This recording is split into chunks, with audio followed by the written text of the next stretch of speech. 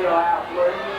All Nashville junior high football players, please go to the field house.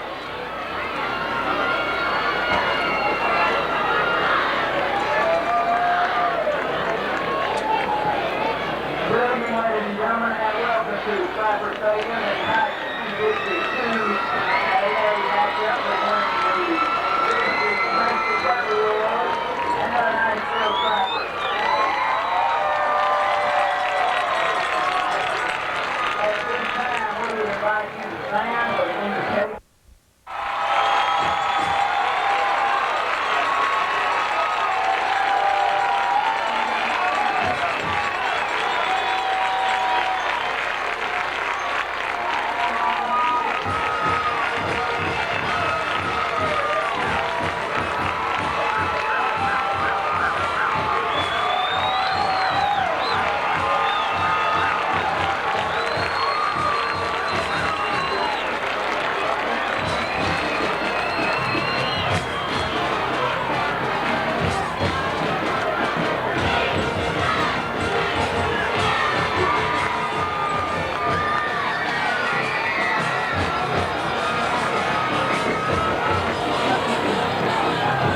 Scrapper Stadium, and welcome to tonight's coverage of the ball game between the Nashville Scrappers and the Prescott Curley Wolves. We had the coin toss just a moment ago. The captains for the Prescott Curley Wolves, number 6 Rashad Johnson and number 49 Cedric Clemens. Captains for the Scrappers was Clint Reed, number 50, number 66 Matt Tollett, and number 90 Leslie Hendricks. Prescott won the coin toss. They deferred until the second half. Nashville will be receiving on our south end. As we enter tonight's ball game, a very important game, the first district game for the Scrappers. Just this afternoon, we learned that the team will dedicate the game to the memory of Curtis Foltz, number 45, and to his family. Right now, with the play-by-play, here's Charles Hubbard. Terrell Burton has the ball on the tee for the Prescott Curley Wolves, kicking north to south, and the Scrappers are showing Ray and Washington lined up in the middle of the field, not letting them know where the ball is going to go. And Washington, no, it's going, yeah, Washington picks up 15, 20, 25. Boy, they pound him as he crosses the 20-yard line. And they're going to mark it at about the 23-yard line. Boy, you can certainly hear the crowd, Charles. They have been here since about 6 o'clock. By about 6:15, the stands were full at that time. A lot of people have still been coming in for this one. We've got an exciting night of football. All right, the Scrappers will start the ball game with the ball on the right hash mark at the 22. That's the Scrapper 22. Ball is, I say it, on the right hash mark. Slots go to the right side. Split backs for the Scrappers. In motion now goes Reed to his left. McBride wants to throw. Pass. Knocked away. Good job by Rashad Johnson. And he covered Washington like a blanket into the 2 ball games last year. And this time, the word is that Coach Jackson is going to let him just roam free and play nothing but Greg Washington. He's going to play him one-on-one, as you mentioned, and probably in the first part of the ball game. We'll see if he ever bumps him. He looks like he's playing off of him a little bit, but he still wants to play him one-on-one. Ricky's got around 4 or 5 speed, so, and you can see as they come out that he's going to pick him up. They say he's going to give him a little room right at first, but then he's going to start playing up a little tighter and a little tighter. Handoff up the middle. That's going to be Cleota Shoes. He'll get across the 25 to the 26. And that'll bring up a third down for the Scrappers. Third down at about 7. And that was Hughes on the carry and Brian Van Hook on the tackle for the Curley Wolves. Ball is still on the right hash mark. This is the first drive of the ball game, and what a ball game. Sellout crowd, standing room only here at Scrapper Stadium. Lone set back is Brian Dugan. Slots go to each side for the Scrappers. McBride, straight drop, wants to throw. Pass across the middle, incomplete, a little bit high. And Rashad Johnson taunting a little bit Greg Washington. One thing I was watching on that particular pass play was the coverage protection that McBride had. The line doing a good job. Prescott is expected to come at the quarterback tonight. Come at McBride, but he had the time. It was just a little bit high. All right, a little bit of butterflies going on out there. Robert Cortez in punting formation, standing at his own 14. And Rashad Johnson back deep to receive at his own 34. There's a good snap, big rush. There's the kick. It's a wobbly kick. It's going to hit, take a scrapper bounce upfield, and the Curley Wolves get out of the way, but they'll have great field position at their own 41 to start the ball game. 33-yard punt that time for Robert Cortez for the Scrappers, and no return. When I say to start the ball game, I mean offensively for the Curley Wolves. And we'll wait till the official actually, well, they're going to mark it, we'll call it the 40-yard line. It's actually slightly shy, but the nose of the ball almost touching the 40. Ball is on the right hash mark for the Curley Wolves.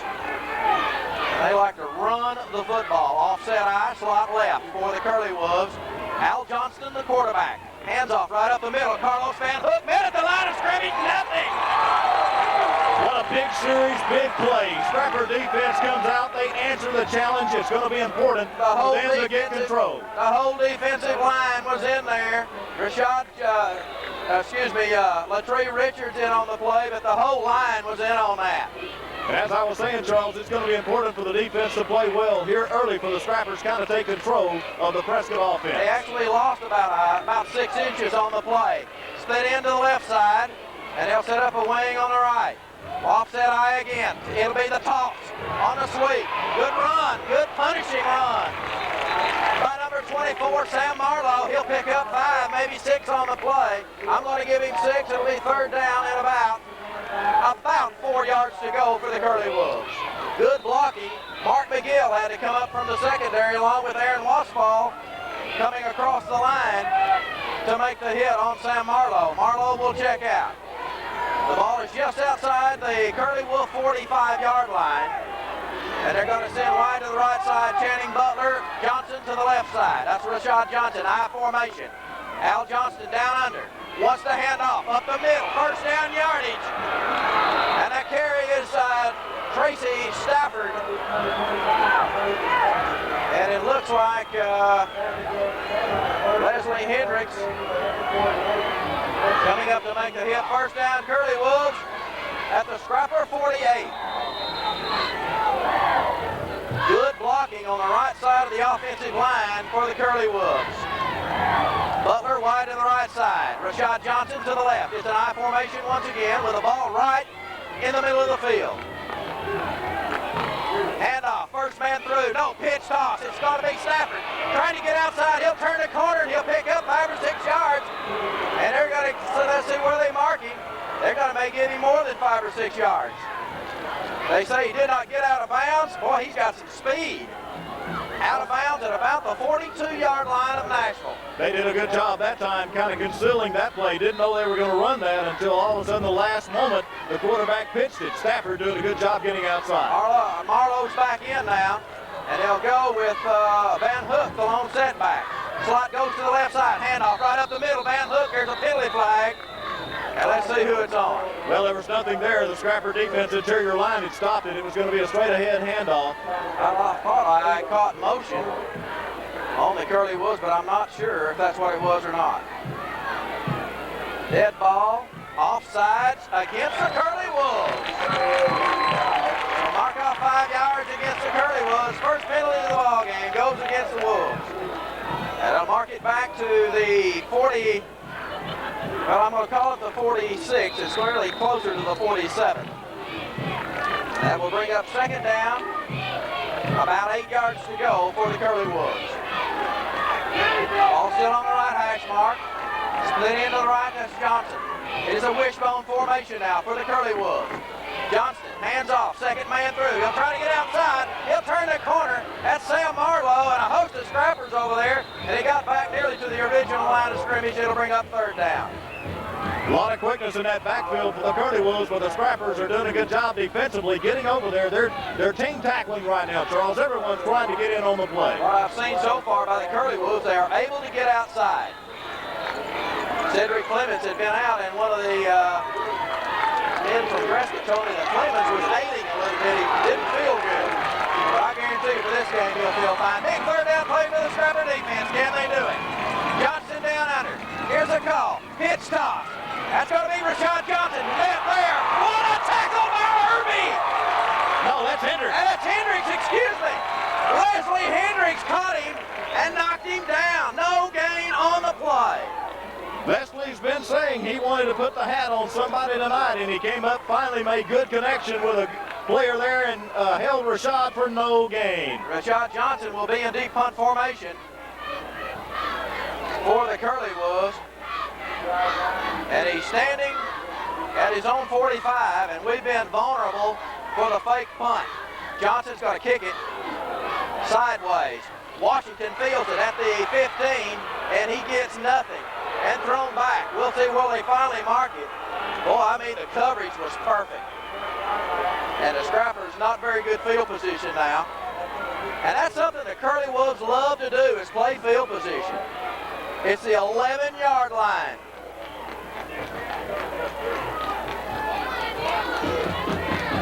Well, let's see if the Scrapper offense can get something going. The Curley Wolves picked up a first down, and then they were hurt a little bit by the penalty, and the Scrappers now have a bunch of wide receivers in the ball game. Lone setback is going to be Cleota Shoes. Handoff, no, yeah, right up the middle. Cleota Shoes tries to make a tackle, gets outside the 15 to the 17-yard line. Good run right up the middle by Cleota Shoes. Good blocking up front. Matt Tollett, your Scrapper center, Casey McCauley and Douglas Garcia, the guards, and the tackles, Tony Fincher and Jason Davis. You know, we do like to throw the football, the Scrappers do. Coach Laird certainly likes to, but he also has confidence in that running game. He feels like the line does a good job blocking. The backs are a lot stronger and bigger this year, and Cleota's just picked up 6 yards on that particular carry. Slot goes to the left side, and Washington to the right side. Handoff again, Cleota Shoes. Tries to get first down yardage. He's going to be real close. I think he's going to be shy by about a yard. Well, wait till they mark it. That's going to bring up a third down. And about 1. Just outside the 20-yard line. He's got to get just past the 21 to pick up the first down. Clock running, 6:34 left here in the first period. And we've already seen a couple of things. We hadn't seen Leslie Hendricks in at tight end before, and tonight we have. Johnson and Reed check wide to the right side. Ball is on the left hash mark for the Scrappers. Handoff, Dugan up the middle. First down for Brian Dugan. And the Scrappers pick up their first down of the ball game. And they'll be marked at about the 29-yard line.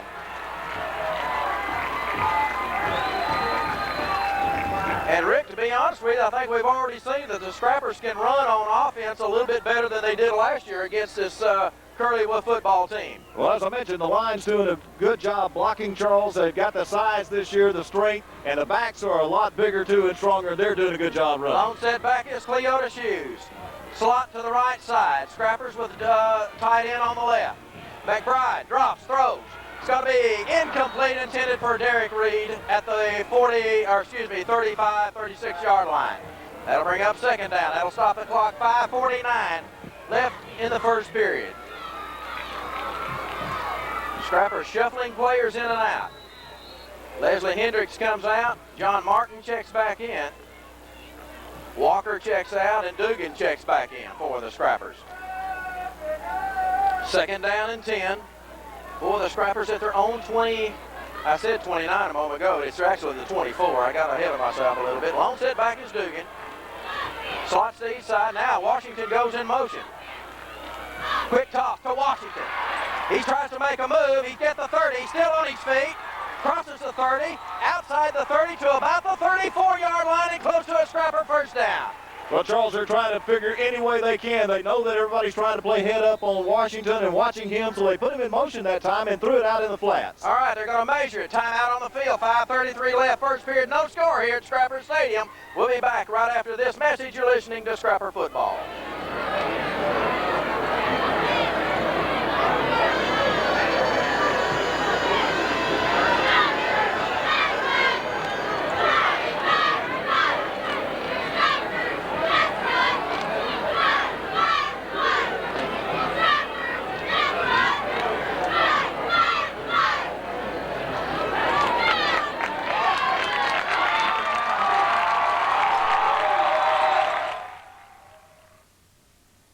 At the 34-yard line of the Scrappers, both teams have had one offensive possession that resulted in a punt. Scrappers with their second offensive possession now. They picked up 2 consecutive first downs, starting at their own 11, now have it out to the 34. Ball on the right hash mark, slot to the left side.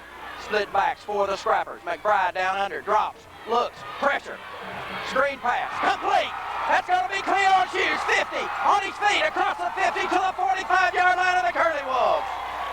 Well, Charles, in the early going, you got to remember these young high school players are playing in front of a large crowd. It's taken the Scrappers just a moment to settle in that time. Good pressure coming up. Of course, they were letting him come through, set up the screen. McBride did a good job to pick up Cleotis Hughes right in the middle. All right, McBride completing his last 2 passes now. And the Scrappers in business right on the 45-yard line of the Curley Wolves. First time the Scrappers have been in Curley Wolf territory. Ball in the right hash mark. Washington left, Reed in the slot. Split backs again for the Scrappers. McBride drops, rolls. He could be thrown for a loss, and he is back at the 48-yard line, I believe, or 47, and that is Carlos Van Hook on the sack. McBride did the right thing. He looked, he tried to get the pass away if he possibly could, but when he saw the pressure coming in by Carlos Van Hook, pulled it back down and took the loss. All right, what it was, that was a blitz by the linebackers, and I talked to Coach Laird about that this week, and he said, do you believe that they've only blitzed their linebackers 1 time in the last 2 ball games against us? Well, there's 1 time right there that Carlos Van Hook, and actually also coming in there was number 58, another linebacker for the Curley Wolves. So it's second down and long. McBride drops, wants to throw another sack. And let's see who got him this time. That's going to be Cedric Clemens. Clemens was fighting a block. They were trying to hold it, Charles, but he was just fighting through the block and going after McBride.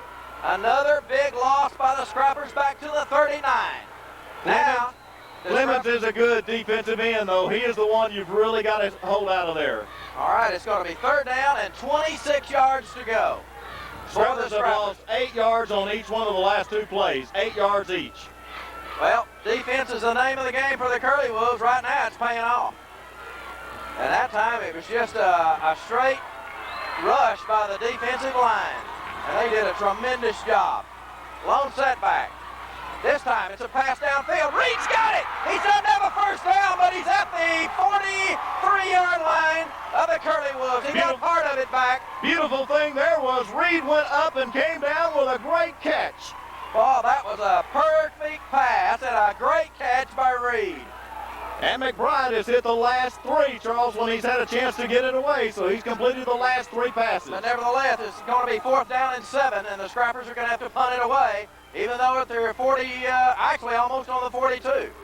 Cortez into punt, standing on his own 45. Johnson back to receive, standing on his own 10. There's the snap, a good one. Big rush by Flemings. High, wobbly kick. Rashad Johnson looks for it, fields it at the 5. He's back to the 10, tries to get outside. Cuts back upfield, got room. He's at the 20. Scrappers are going to knock him out of bounds, and that's Cleotis Hughes. And he's got to get it all the way back to the 28-yard line. Great return by Rashad Johnson. That was a 38-yard punt that time for Cortez. And got it back to the 28, so we're going to give Johnson that time 23 yards on the return. All right, 2:36 left here in the first period. We've got no score here at Scrapper Stadium. Curley Wolves with their second offensive possession. Butler wide to the right side. Ball on the left hash mark. Fleming set up to tight end. It's a wishbone formation. Johnston hands off. Marlowe up the middle. Picks up a little bit of yardage, but not much as he gets to the 30. Latree Richards, Aaron Westfall, Timothy Beal. Looks like also Taylor in on the play. That'll bring up second down and 9. Westfall, the primary defender for the Scrappers, actually gets it to the 31, so I got to give him 2. So it'll be second down and 8 for the Curley Wolves. And these fellas I was talking to a moment ago from Prescott said these are the 2 hardest running backs they've had in a while, and I believe it. Second down play for the Curley Wolves from their own 31. Handoff, Marlowe tries to get outside, got some room. He'll have first down yardage, and it's going to be a tackle made by, it looks like Ray on the play, and that's what they can do, Rick. They can get outside, and that's what Marlowe did then. All the way to the 45-yard line. 15-yard gain for him. And our defensive ends on the slant then, and the play went outside, and they may have scouted that. I don't know if we like to slant on each play, but on that particular play, it looked like they blocked us awfully well. We were slanting. I formation, double tight ends for the Curley Wolves. And there's a handoff. It's going to be Stafford. Nothing on the play. Irby on the tackle. Irby coming up in a hurry and tackling, I believe, right at the line of scrimmage for no gain. Good job by Jamie Irby. Johnson will check back in. They're shuffling a lot of people in and out. Ross Cowling checked out. And they're going to run these guys inside, outside all night long. Now Flemings will check wide to the left side. It's a wishbone. Now they get out of the wishbone. Now they go back to the wishbone. Well, they're in a power eye of sorts. Now the Curley Wolves are going to have to call a timeout. 46 seconds left in the first period. The clock was running out. They had to call timeout or they wasn't going to get the play off. So there's a timeout on the field. You're listening to Scrapper Football. They are moving the ball a little bit. They picked up how many first downs now? They've gotten 2, I believe. 2 in the ball game. Nashville has 3, I believe. And Nashville has 3. And the Curley Wolves have been doing a good job of playing field position. They like to do that on anybody they play. And this is one hard-nosed football team. Eddie Jackson's always going to have them that way. Charles, one thing we haven't seen, they haven't thrown the ball. We do know that the quarterback Johnston will throw the ball. I think he threw for 3 touchdowns just last week against Bismarck. Well, they run it and run it and run it, and they throw it at exactly the right time. Flemings now wide to the left side. Butler wide right. It's an inverted I. In motion now goes Johnson out of that set, and Johnston wants to throw. Long pass downfield. Could be picked off. Scrappers, it's going to be intercepted. What a play by McGill. I thought the reason I didn't say it, it looked like the official was saying he didn't catch it. And they're calling it no. They say it hit the ground. It was bounced around, but it looked like McGill came up with it. Oh, Rick, I thought he had it too. But the official, that's the reason I didn't say it. I was watching the official. He was patting the ground right there. And I thought, well, he's calling it down there. Oh, my goodness. He said he touched the ground with the ball, and it's no reception, no interception. That'll bring up 3rd down now. Well, a packed crowd here on both sides really reacted to that play. They certainly did. Johnston, 3rd and 10 now. At the 46-yard line of the Curley Wolves. Slot goes to the left side. Johnston drops, straight drop, wants to throw. Little bit of pressure. Throws it downfield, complete. That's going to be Flemings. Wide open at the Scrapper 35-yard line. If you give him that much time, he will find somebody. Defensively, we almost were able to get to Johnston before he got the pass away, but nevertheless, a good throw to Flemings. And Johnston can throw the football, folks. He's a dandy little quarterback. 1st down for the Curley Wolves, and believe me, the Curley Wolves are now in 4-down territory for them. That was a 19-yard pickup on that pass play to Flemings, down to the Scrapper 35-yard line. Actually, the ball is inside the 35. Ball is on the left hatch mark. Rashad Johnson left, Butler wide right. I formation. It's an offset I for the Curley Wolves. Handoff inside. That's going to be Jared Yates, and not very much on the play, maybe a yard. Timothy Beal and Latree Richards on the play along with Aaron Westfall. That's the end of the first period. We've got no score here at Scrapper Stadium. We'll be back right after this message. You're listening to Scrapper Football. Back that play last year for the Curley Wolves, but this Yates goes about 240 pounds. He also plays in the defensive line at nose guard, so you know he's a tough individual. Well, Charles, we were just conferring with everyone else here in the press box around us, and we were just going back to that would have been interception a moment ago by McGill, and I tell you, it's general consensus here. He had it before it touched the ground. Okay, Curley Wolves taking full advantage of the break here between quarters, and Rick, this has been a defensive battle so far. Curley Wolves right now with the upper hand at the Scrapper 34. And you're going to see some hard-nosed running by the Curley Wolves. They're, like we said, they're an inside-out team, and that was the inside play. Don't be surprised if we don't have an outside play. Slot goes to the right side, split into the left side, I formation again, Johnston down under. Wants to draw. That's going to be Marlowe. Gets loose. Scrappers are trying to wrap him up, finally get him after about a yard or two. We had him at the line of scrimmage, and finally Herschel Taylor slowed him down.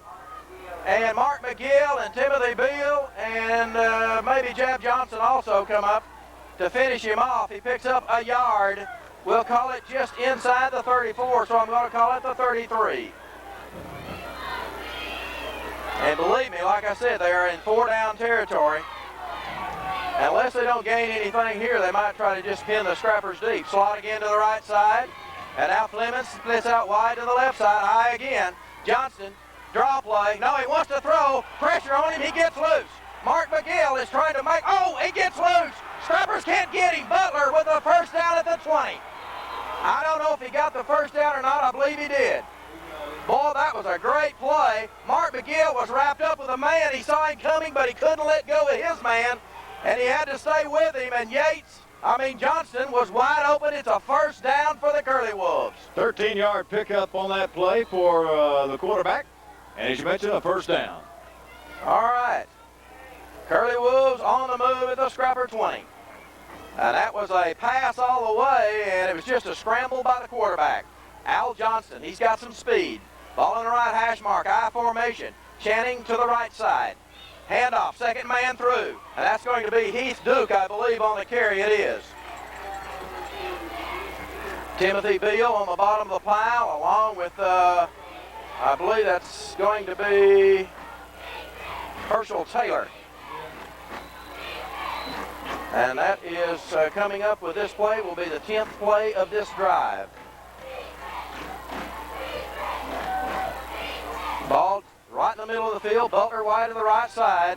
Flemings will set up a tight end on the left side. I formation. Johnston on the toss sweep. Oh, what a run. It's going to be a touchdown for Stafford. Stafford found the seam and split it. Touchdown, Curley Wolves, with 10 minutes and 9 seconds left in the second period. Prescott fans across the way really cheering for that. It's an 18-yard run for the touchdown for Stafford. Tracy Stafford in for the first score in this ball game with 10:09 to go in the first half. Prescott leading 6-0 with a PAT coming up. And Rashad Johnson will try the extra point. They've not had a lot of success at that. There's the attempt. Looks good, and it is. Curley Wolves lead now, 7-0 over the Scrappers with 10:09 left in the first half of play. We'll be back with a Prescott Curley Wolf kickoff in just a moment.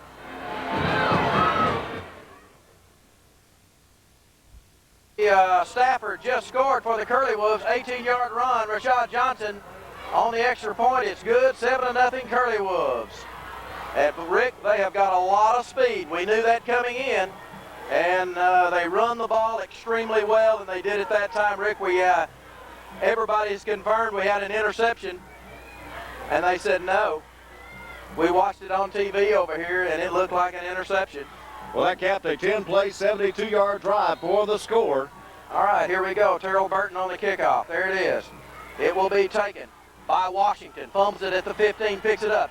He's back to the 20, 25, 30. Splits the seam. He's at the 40 and tripped up at the 45. I tell you what, number 40, I believe it was Justin Jernigan, got just a hand in there and got his foot, or he'd have been gone. Rather than cutting all the way to the outside, Greg saw a seam to the inside, and he looked like he was going to break that one. Well, the Scrappers need to do something now. Down 7-0 to the Curley Wolves. Ball on the left hash mark, lone setback. It's got to be Dugan. In motion goes Hughes to his right. Johnson, quick toss, Reed. He's at the 50, 45 of the Curley Wolves to the 46. First down, Scrappers. A pass from McBride to Reed out in the flat. It is complete, picks up the first down. Oh, a quick hitter. And the Scrappers pick up a first down. It's gonna, if you can throw it to somebody else, and we've got an injured player, it looks like Cedric Flemings out there hurting a little bit, and they were saying that he was not feeling good. And the trainer started to come out, and he said, no, go back. And he may just be sick. And that's what some of the people indicated that he might be. Split backs for the Scrappers. Washington left, Reed right. And there's about a 5 or 6 man front. Toss sweep. It's going to be Hughes. Breaks a tackle. Jumps it. He's got the boots. Can he go all the way? No, they're going to tackle him from behind at the 24-yard line. Coming up to make the tackle is Sam Marlowe. You can certainly tell the Scrapper offense is getting on the march. They're behind 7-0. And these fans are enjoying this one. A good run by Cleotis Hughes. They can strike in a hurry. That was just a toss sweep by Hughes to the left side, and he did a good job of running. Washington left, Reed right. In the slot right is going to be Dugan. McBride drops, across the middle, complete. Martin, he's at the 10, to the 9-yard line. You know, going into this ball game, Charles, Coach Billy Laird said, it's up to me to call a good ball game. He's adjusting to it. He's making it. This is an excellent drive. The Scrappers are doing a good job, but now they've got it down into the point. They've got to move it on into the end zone. Ball is just slightly inside the 9. They got 8 on the scoreboard, but the ball is actually a little bit closer to the 9. Ball is on the left hash mark. Split backs. That'll be Dugan and Hughes. Slot to the right side. McBride with a call. Wants to throw. Complete. That's going to be Hughes. Cuts inside. He's close to the score. They don't give it to him. He's down at the 1-yard line. Got the 1 foot line. And David says it's the 1 foot line. It'll be 2nd and goal, Scrappers. We've got a Scrapper down on the play. There's going to be a timeout on the field for an injury. 8:51 left, first half, 7-0. Curley Wolves. We'll be back in just a moment.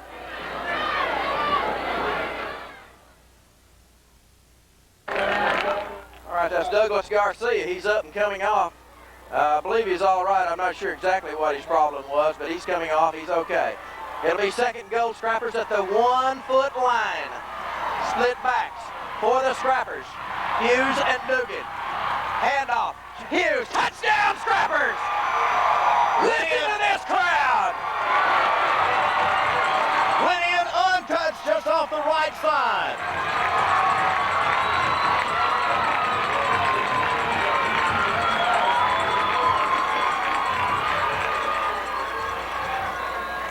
So you heard the noise. Scrapper flag flying high now. Stabley in to attempt the point after to tie the ball game. And there's the snap. Fumbled. McBride's going to have to try to throw it. He's going to be sacked. It'll scoreable hold 7-6. Curley Wolves. A low snap. And McGill could not get it on the tee. So the Curley Wolves have the lead. 7-6 over the Scrappers with 8 minutes and 38 seconds left in the first half. We'll be back with the Scrapper kickoff in a moment. You're listening to Scrapper Football.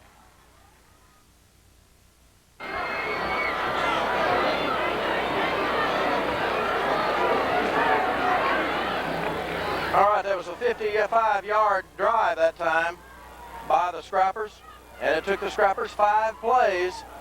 Extra point no good. 7-6 Curley Wolves, and Stabley Stabley ready to kick it off. North to south. There's the approach by Stabley. It's a short kick. It'll be taken by Van Hook at the 22. Back to the 25. He'll break a tackle outside the 35, and they'll have good field position at about the 37 or 8-yard line. A short kickoff to about the 22 that time. And let's see where they actually mark it. Robert Witherspoon coming down to make the hit for the Scrappers. And we're going to call it the 38. That's the Curley Wolf 38. Ball on the left hash mark for the Curley Wolves. I formation. Johnson wide to the right side for the Wolves. Johnston down under quarterback. Handoff, 2nd man through. That's going to be Sam Marlowe just bulldozing his way for about 6 yards. The running game of the Curley Wolves is tough.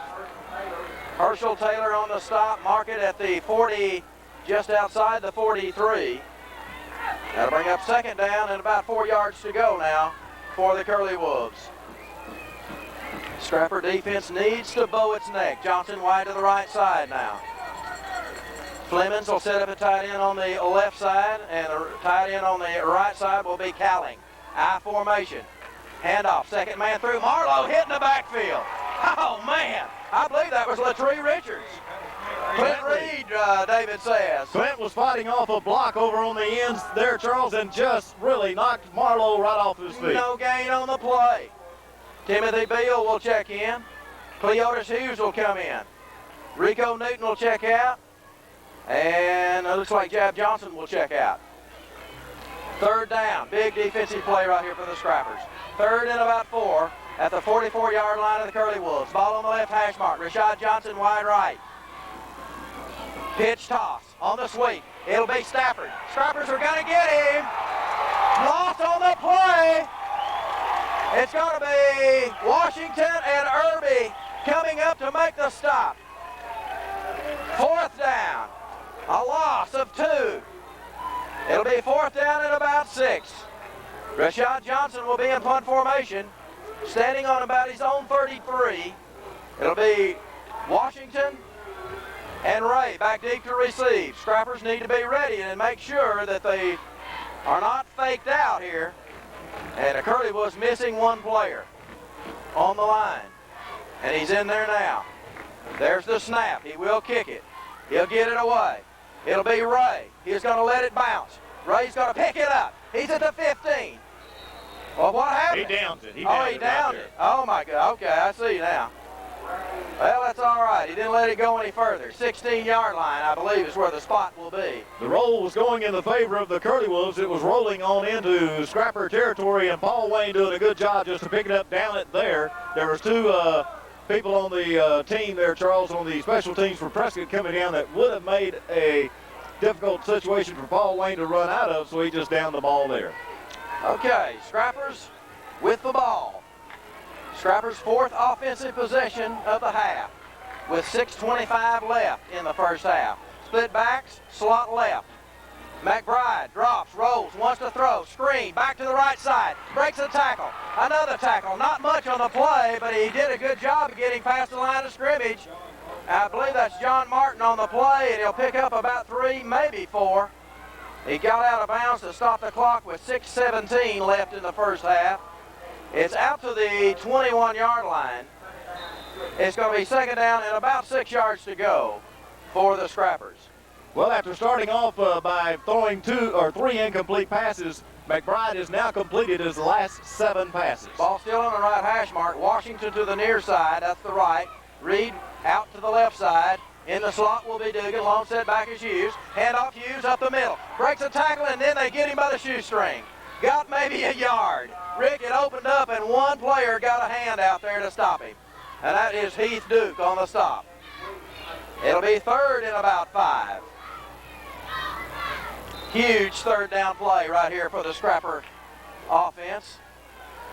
And Coach Jackson sending in and out lots of players. He just sent in one fine one, and Carlos Van Hook. Slot goes to the right side with the ball right in the middle of the field. Now the Scrappers have split backs. McBride drops, rolls, looks, wants to throw. Pass across the middle, complete. That's Martin for the first down. Outside the 35 to the 37-yard line.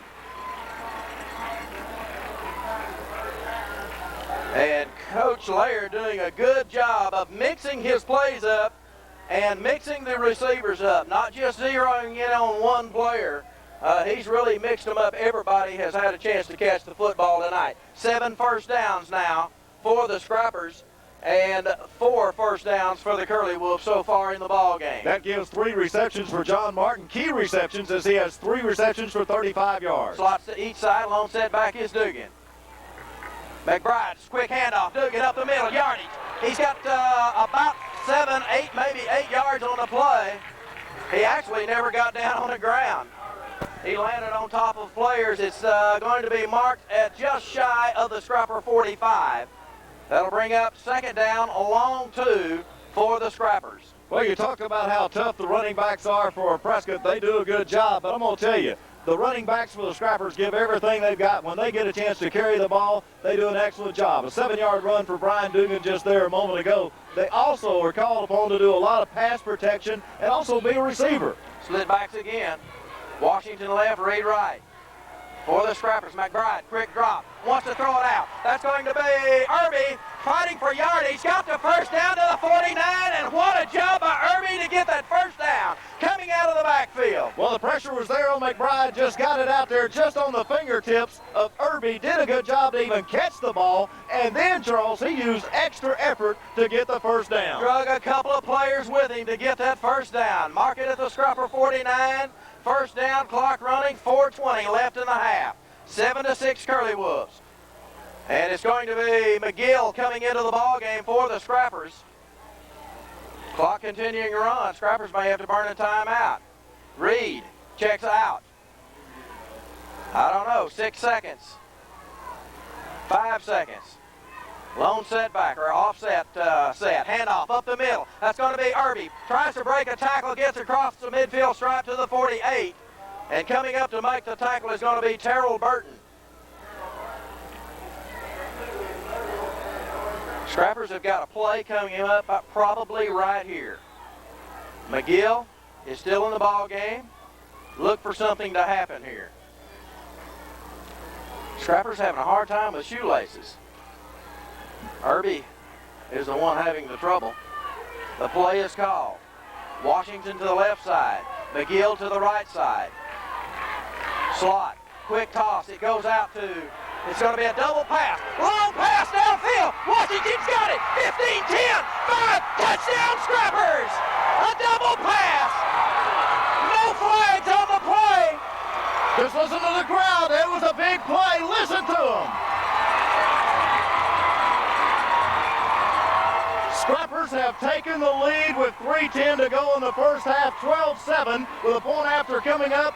A pass out in the flat to McGill, and then McGill came up with a long throw downfield to Greg Washington. Well, I said, look out on this play. This could be the one with McGill in the ball game. They threw a lateral pass out to McGill, so you can't throw two passes. But let's go. Scrappers are going for two here. Split backs. McBride, toss sweep. Irby goes inside. Did he get in? They said no. Oh my goodness, I think he got in and they said no. He must have bounced in. Listen to this Scrapper crowd.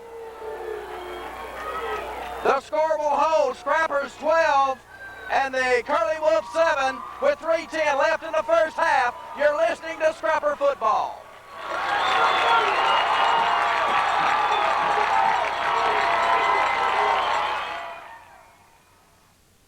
The official right there on the spot said no. Van Hook up slow. That's that fine linebacker for the Curley Wolves. They've got to Brian Van Hook and Carlos Van Hook. Carlos is the tush hog out there. They're both good, but anyway, he's walking off the field. He's all right, but he's shaking up. And Stavely ready to kick off. Here's the approach by Stavely.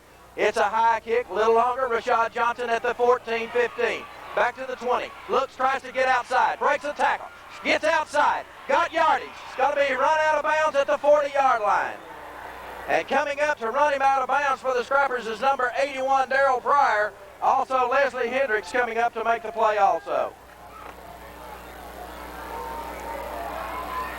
3:02 left in the first half. And the Curley Wolves will take over. And mark it at the 39 is where they actually say it is. That's the Curley Wolf 39. Ball is on the left hash mark for the Curley Wolves. Butler wide to the left side. Ben Jones to the right. Or excuse me, reverse that. I formation for the Curley Wolves. Handoff, second man. Sam Marlowe's got room, gets outside, still on his feet. Tiptoes across the midfield stripe, I believe. No, they say he stepped out of bounds at the 48-yard line. Never count these guys out, folks. That'll stop the clock on the out-of-bounds play. 2:56 left first half. Scrappers with a 12-7 lead. It'll be second and about 2 yards to go for the Curley Wolves. Curley Wolves with as much speed as anybody overall in that backfield and at their wide-out positions.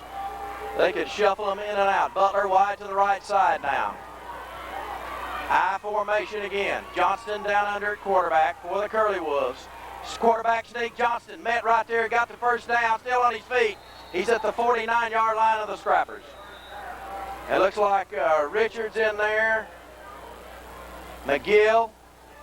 Who's getting up on the bottom of the pile? Help me out, guys. I couldn't tell who all it was. Hendricks in there, Westfall.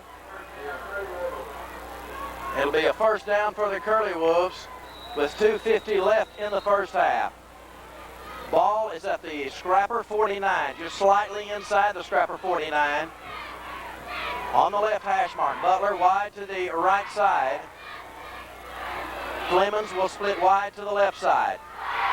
Curley Wolves in an inverted I. In motion goes Johnson. There's jump on the play. I think one of the offensive linemen moved, I believe. I thought David said he didn't know. I couldn't tell. There was movement.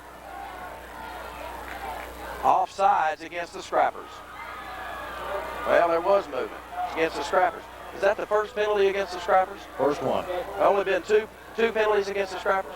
No, it is the first one. First against Nashville. 1 and 1, is it not? That's right. Okay, 5 apiece. 1st and 5 now for the Curley Wolves at the Scrapper 44. Ball still on the left hash mark. Slot sets up on the left side. Butler wide right. Lone setback for the Curley Wolves. Johnson wants to throw. Sacked in the backfield. Back at the 45-yard line. Oh, man. A host of Scrappers blew through there that time. It looked like Leslie Hendricks and Reed and Richards. Yeah. Man, I mean, they were back there, and Johnston never had a chance on that one. Thrown back all the way to their own 45-yard line. That's an 11-yard loss on that play. All right, Scrappers doing a good job at the moment on defense. 1:55 and counting left in the first half. 12-7 Scrappers. 2nd down and 16 for the Curley Wolves at their own 45. Channing Butler wide right. It's a shotgun formation over his head, and Johnson will try to run it. He's going to be tackled for another loss back at the 35. Scrappers might want to call a timeout here. It'll be 3rd and long. Could you get the ball back? They're letting the clock run, however. And you could call a timeout and preserve a little bit of time if you wanted to do that. We might just want to get in at halftime with a 5-point lead. The play clock has not yet started, but they're running the game clock. Now it has started. And the officials are calling timeout. Okay, Scrappers wasted about 25 seconds, I do believe. I think they were trying to get the timeout. They're trying to ask the officials, why didn't you hear us, or why didn't you get that timeout? 108 left in the first half of play. 12-7 Scrappers. Curley was facing the 3rd and 26 when we come back after this message.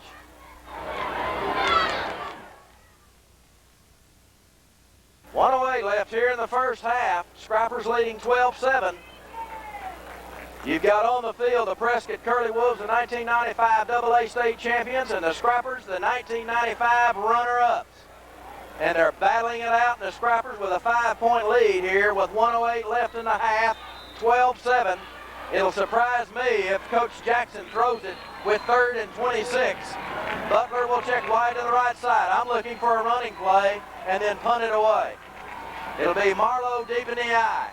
Van Hook is the fullback. Johnston, handoff on the draw. Marlowe, ball's on the ground, and there's going to be, he'll pick it up. But coming up, Leslie Hendricks to finish him off. And the Scrappers have an injured player, and I believe that's Irby, back at about the Scrapper 43. We'll hold it right here, Charles. There is Irby may have a little difficulty getting up here. Marlowe lost the handle on the ball as he tried to make a cut, came to the outside. He recovered the ball, and the ball is going to be at about the 39-yard line. Well, Irby's hurt for the Scrappers, at least for a moment. We'll take a timeout. 59 seconds left in the half. 12-7, our score.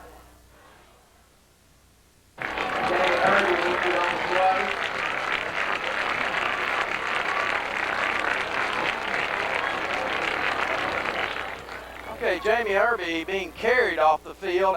It looks like something wrong with his right leg. I don't know if it's knee, ankle, or what it is. But he doesn't feel good at the moment. We'll try to find something out about that during the halftime and maybe be able to report back to you. Maybe he just twisted an ankle and maybe it's not that bad, but it looked like they might be looking at the knee. Rashad Johnson in deep punt formation. It'll be Washington and Ray back deep to receive. Johnson will punt it away. Scrappers go after it, can't get it. Kicking it away. They'll kick it out of bounds, and Scrappers will have good field position at about the 35, call it the 36, with 52 seconds left in the half. Well, a good job by Rashad Johnson to kick the ball away from Washington and Ray, and that time he had plenty of field to work with then. Charles, they punted 3 times. They've done a good job because they've kept the punts away from our dangerous returns. -4 on 1 return, no return on the last 2 punts. Dugan alone setback. Slot goes to the left side. Washington sets up right. McBride drops, wants to throw. Pass downfield. Washington's got it and out of bounds at about the what? Well, where do we get the spot? 43-yard line of the Curley Wolves. That's good for a 21-yard pickup. Boy, I'll tell you what, Cedric Flemings was bearing down on Jared McBride.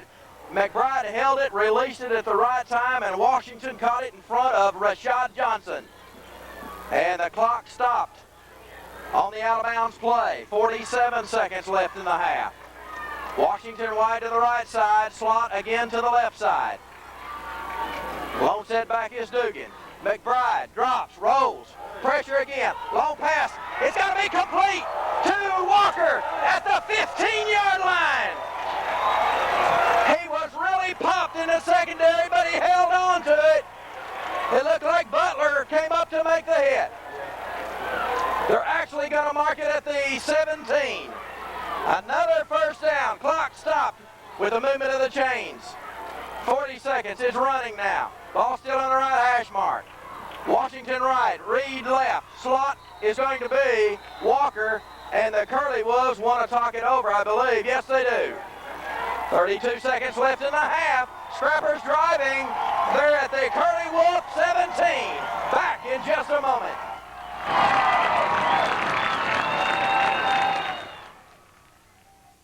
Burn that time out.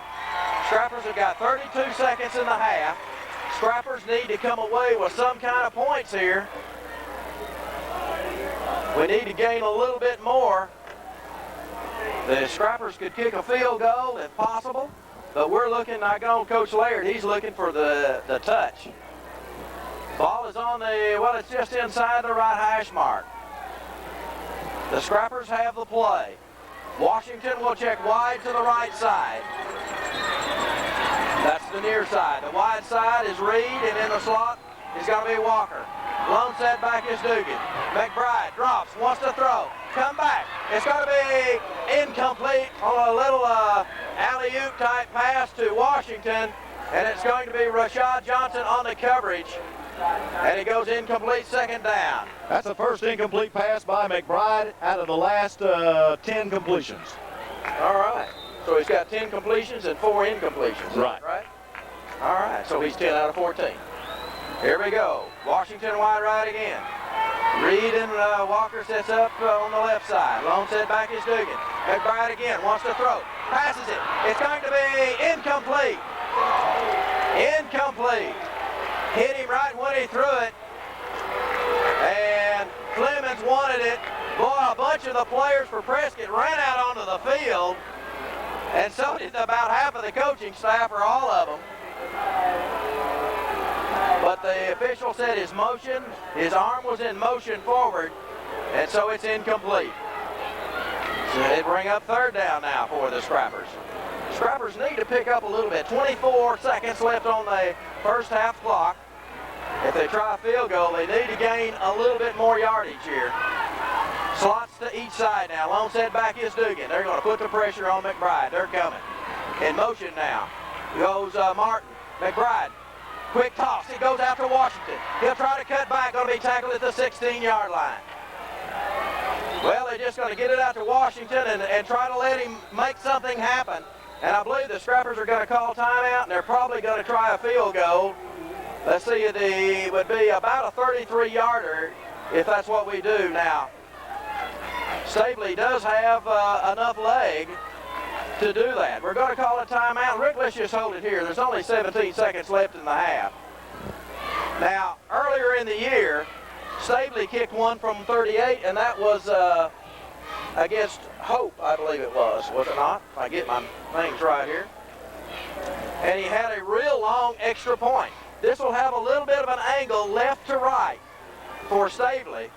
Boy, it'd be a big boost if the Scrappers could get three right here. It all, you got three things. You got to have a good snap, you got to have a good hold, and then Staveley's got to get a good toe on it. 17 seconds to go in the half with the Scrappers leading 12-7, and they're lining up for this field goal. All right, 17 seconds. It's placed at the 23, so we're talking 33-yard field goal by Mark Staveley with 17 seconds left in the first half. All right, here we go. Good snap, placement down. Staveley's got his toe in it. If it's far enough, hits the crossbar and bounces out. If it had been 1 foot further, it would have been good. It looked good from the moment that it left, Charles, but as you mentioned, as it came down, he had a good spin on the ball, and it came down and hit the crossbar. He's hit the upright before, and this time he hit the crossbar. Oh, if it would have been 1 foot further, Rick, it would have went over the crossbar instead of bouncing back into the end zone. Well, the Curley Wolves will take over with 12 seconds left in the first half. Scrappers leading 12-7. And I have my doubts if the Curley Wolves will try anything here, but the Scrappers are not going to take any chances. They've got their safeties back. I think he's just going to take it and drop a knee down. And that's the way they're setting up at least. And no, that's what they do. And they're going to run the clock out. That's the end of the first half. Scrappers lead after 1 half of play over the defending state champions, the Prescott Curley Wolves, by a score 12-7. The Scrappers, however, are rated #1 in the state. We'll be back with halftime right after these messages.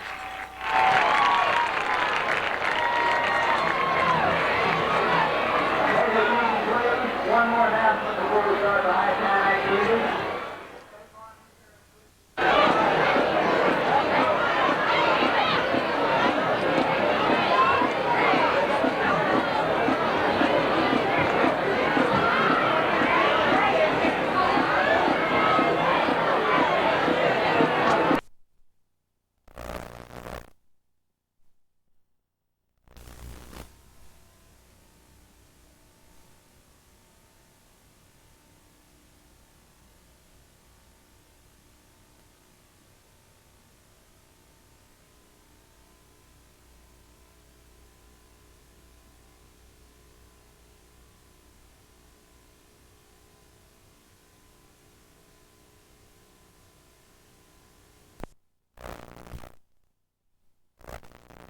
The second half kickoff. Mark Staveley moving out on the field. He's going to get set to kick it off. And Charles, both teams come out. Both teams pretty spirited. David Earl and I were talking a moment ago at halftime. We were talking about how great of a ball game this has been. Very few penalties, no turnovers in the ball game, and the two teams are playing up to the expectations we expected.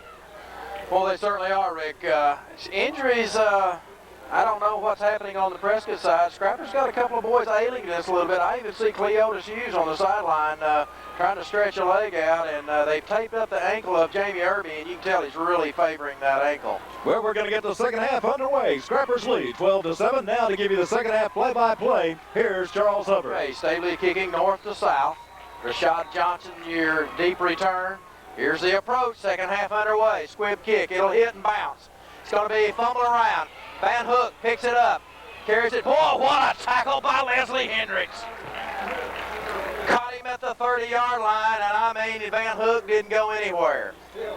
And Van Hook ailing a little bit in the first half, and he took a good shot right there from Hendricks. So the Curley Wolves will take over, call it the 31-yard line of Prescott. And we know Prescott's going to have to score to win the ball game, but I really believe that the Scrappers are going to have to put up another score. It would surprise me if they don't. Ball is on the left hash mark for the Curley Wolves. Wide receiver each side, hand off. That's going to, hit in the backfield. That's Aaron Westfall and Jamie Irby. Irby evidently is feeling all right. He got in on that play. Throw him for a loss of 2. Back inside the 30. We'll call it second down and 12. That was Marlowe on the carry. Ball is right in the middle of the field for the Curley Wolves. Scrappers leading 12-7 here to start the second half. It's a wishbone formation now for the Curley Wolves. Butler wide to the right side. Handoff, first man through. No, second man. It's Rashad Johnson. Tries to power his way, and he gets it to the 35, maybe even the 36. Good run by Rashad Johnson. That's going to be about a 7 or 8 yard pickup, Rick. It's going to be third down, short 5 for the Curley Wolves now. Ball is just inside the left hash mark. First series of the second half. 10:55 on the third period play clock. Johnson to the left side. It's an I formation. It's actually an offset I. Butler wide to the right side. Johnston, hands off. No, it's a ball on the ground. Who got it? Scrappers are after it. I think we got it. We've got it, I believe. Let's see. Clint Reed was scrambling for it. Scrappers with the turnover. Very critical point here. Charles Scrapper defense doing a great job, causing a fumble, coming up with their fumble recovery, and the Scrappers taking over now with 10:39 to go in the third quarter, leading 12-7. Reed just stuck that big paw out there and pulled it back in. Boy, you think that Bunch Nichols isn't pumped up. Well, we talked about the turnovers in the first half of the lack thereof, and now a big turnover coming into play here. Nashville taking over at the Prescott 31-yard line. Need to take advantage of field position. Ball is just inside the right hash mark. Washington right, Reed left, slot left. McBride drops, rolls, wants to throw. Pass across the middle and could not hold on to it. Intended for Martin at the 25. A little bit high. It'll bring up second down. Well, Jared missed his first 3 passes of the first half. Then he came on and reeled off 10 straight in a row. And missing that one, opening up there in the second half. And don't worry about it. Jared's going to throw a lot of more great passes in this second half. Williams and Flemings trying to put the pressure on McBride. And Washington and Reed now will set up on the left side. That's the wide side with the ball on the right hash mark. Split backs again. McBride gets out of pressure, throws it downfield. Could be complete. Washington's got it to 15, 10, 9. And McBride just kind of floated it out there in front of Van Hook. And Van Hook had to make the tackle at the 9-yard line. 22-yard gain on that, and that is going to give Greg Washington now 93 yards and 4 receptions. First down for the Scrappers and goal at the Prescott Curley Wolf 9. Scrappers need to score. Ball on the left hash mark. Reed and Washington wide right. Split backs. McBride rolls. Wants to throw. Pass. Touchdown Scrappers to Martin. John Martin on the touchdown. 9 yards. A 3-play drive. Scrappers move out in front now, 18-7 with 10:10 to go in the third quarter. And I'll tell you, just listen to them yell for it. Listen to this Scrapper crowd. Quick release by McBride. Great job on the touchdown. It was complete to Martin for 9 yards. Going to go probably for 2. Let's see if they do. And they are. Split backs. And the backs are Hughes and Dugan. Slot right. 2-point conversion. McBride. Quick toss. Incomplete. No good. Score holds. Scrappers 18. Curley Wolf 7. Back with a Scrapper kickoff in just a moment. You're listening to Scrapper Football.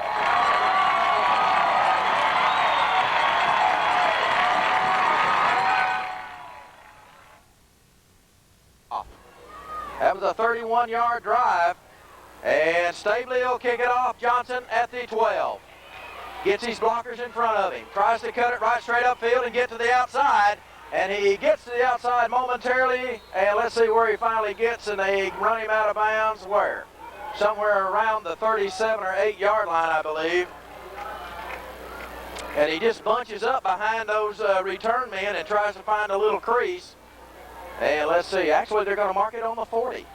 So good field position for the Curley Wolves on that return by Rashad Johnson. And we're going to find out how Prescott's offense settles back into the second half of play after causing that turnover, giving up the opportunity for the Scrappers to score, which they did. And now it's up to the Scrapper defense to rise to this occasion. Split in to the left, wide receiver right, split backs. Johnston down under, wants to throw. Quick toss. Knocked down by DeMarco Piggy. No, that's Jab Johnson. Number 4, Jab Johnson. Good job. I think there must have been a mix-up between the receiver and the quarterback because the receiver was on a fly pattern and the quarterback threw an out pattern. Second down. Clock stopped on that incomplete pass, 9:58 left. Rick, the passing game is not the Curley Wolves' game. Not that they can't do it. It's just that they just don't do as much of it as they do the running game. And they're being forced to throw since they're behind. Well, it's a little too early to panic for the Curley Wolves. Splits backs. Johnston wants to throw. Rush. Throws it. Got to be incomplete. Intended for number 24, Sam Marlowe. Heavy pressure by Timothy Beal. And also Clint Reed in there. And the defensive pressure is really what's affecting the passing an awful lot there, Charles. Scrapper defense doing a good job getting the pressure on Johnston. Again, the clock stops on the incomplete pass. 9:54 left in the third period. Big third down play right here. Scrapper defense can hold them. Let's see what they can do. 3rd and 10 from the 40-yard line of the Curley Wolves. Ball on the left hash mark. Split into the left, wide receiver right, wing sets up over there. Johnston wants to throw. Reed under the pressure. Going to be knocked down, incomplete, intended for Marlowe at the 35. Latree Richards and Timothy Beal on the defense for the Scrappers. It'll be 4th down. Also Leslie Hendricks in there. I'm not sure. I think Hendricks was one that may have got his hand on it and knocked it away. But as you mentioned, Charles, the pass defense of the Scrappers, the defense in general, doing a great job. All right, Washington and Ray back deep to receive. Rashad Johnson in punt formation, standing on his own 27, 28-yard line. There's a good snap. He'll try to kick it away. And it's going to be Ray. He's going to fumble it. Scrappers are going to have to hurry. I think the Curley Wolves are going to get it. Oh, a mistake by the Scrappers at the 15-yard line. What happened? Paul Wayne Ray went for the ball. It dropped in a hurry on him. It was almost at his shoestring, and he couldn't catch it. It took a roll, and Greg Washington tried to get over and cover it for the Scrappers, but instead Prescott came up with a recovery, and it's Prescott's ball at the Nashville 16-yard line. Oh, boy, the one thing you don't want to do is make a mistake. We've done it. Well, the Curley Wolves made one a moment ago. A mistake-free first half of the turnovers coming in now. Ball on the left hash mark. Handoff. First man, no. Johnson wants to get inside maybe the 15 on the, it was an option, and he kept it. And let's see, he slipped down. Let's see where they mark him. Just maybe barely inside the 15. We'll call it the 14. It's really about a 2-yard gain. That'll bring up 2nd down and 8. It is a 4-down territory, believe me now, for the Curley Wolves. Down here knocking at the Scrapper door after the muffed punt. Offset eye again. Or the straight eye, excuse me. Handoff, second man through, Matt in the backfield, and he gets loose. That's Marlowe, and he still gets loose. He can score. Now he's going to be run out of bounds inside the 5. We did not wrap him up. We had him in the backfield and let him get loose. I know that's going to really upset Coach Nichols. How many times has that happened, Charles, in this matchup? Our defense sometimes has difficulty wrapping up the quick backs of the Prescott Curley Wolves. You got to wrap them up. You can't just hit them. You got to wrap them up. It'll be 1st and goal for the Curley Wolves at the Scrapper 3-yard line. We had him for a loss and let him go. Butler wide right, ball on the left hash mark. I formation. Handoff, second man through, Marlowe. Met at the line of scrimmage, falls forward to about the 1, maybe. Looks like Beal on the tackle. It'll be 2nd down and goal. Depends on the spot. It's around the 1-yard line. Scrappers have an injured player. And let's see who it is. He's back up, wants to go in, but they've already called timeout. So Casey McCauley coming in for Timothy Beal. Jamie Irby checking out. Irby, of course, injured in the first half. Really trying to gut it out. 2nd and goal for the Curley Wolves just inside the Scrapper 2. I formation again. Handoff, first man through. That's Van Hook. They called it a touchdown. 1 run is what I'm going to call it, number 2. And that comes with 8:29 left in the 3rd period. And that'll bring the Curley Wolves to within 5. If they can get the extra point, they would be within 4. I think they'll go for 2, however. because 2 points would bring them to within 3. And that would be even better for them. That means a field goal would tie it. Well, I said a moment ago, you got to score, and both teams now have done that. So now I'm saying you got to score again. I formation, 2-point conversion attempt by the Curley Wolves. Johnston, hands off, no, option. Johnston's going to go in, no, he didn't make it. He didn't make it. It was as close as what Irby's was earlier. He did not make it. Making the hit was Mark McGill. So the score will hold 18-13 Scrappers. And we'll be back in a moment with a Curley Wolf kickoff.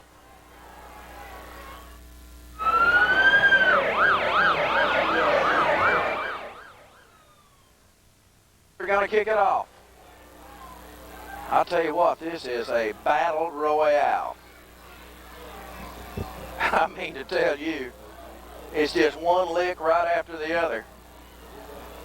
And both teams have scored 6 points in the second half. It's still a 5-point ball game, 18-13. Both teams giving each other a break. And they both capitalized on it. So we're back to square one again. So here's the approach by Burton. He'll kick it off. He's going to aim it away from Washington, but Washington's got it, tries to split the, and boy, I'll tell you what, he just can't get much of a return back to the 20, and that's it. I'll tell you, a great job of coverage by the Curley Wolves. Mike Fountain up to make the hit on Washington. Scrappers getting a few nicks and bruises.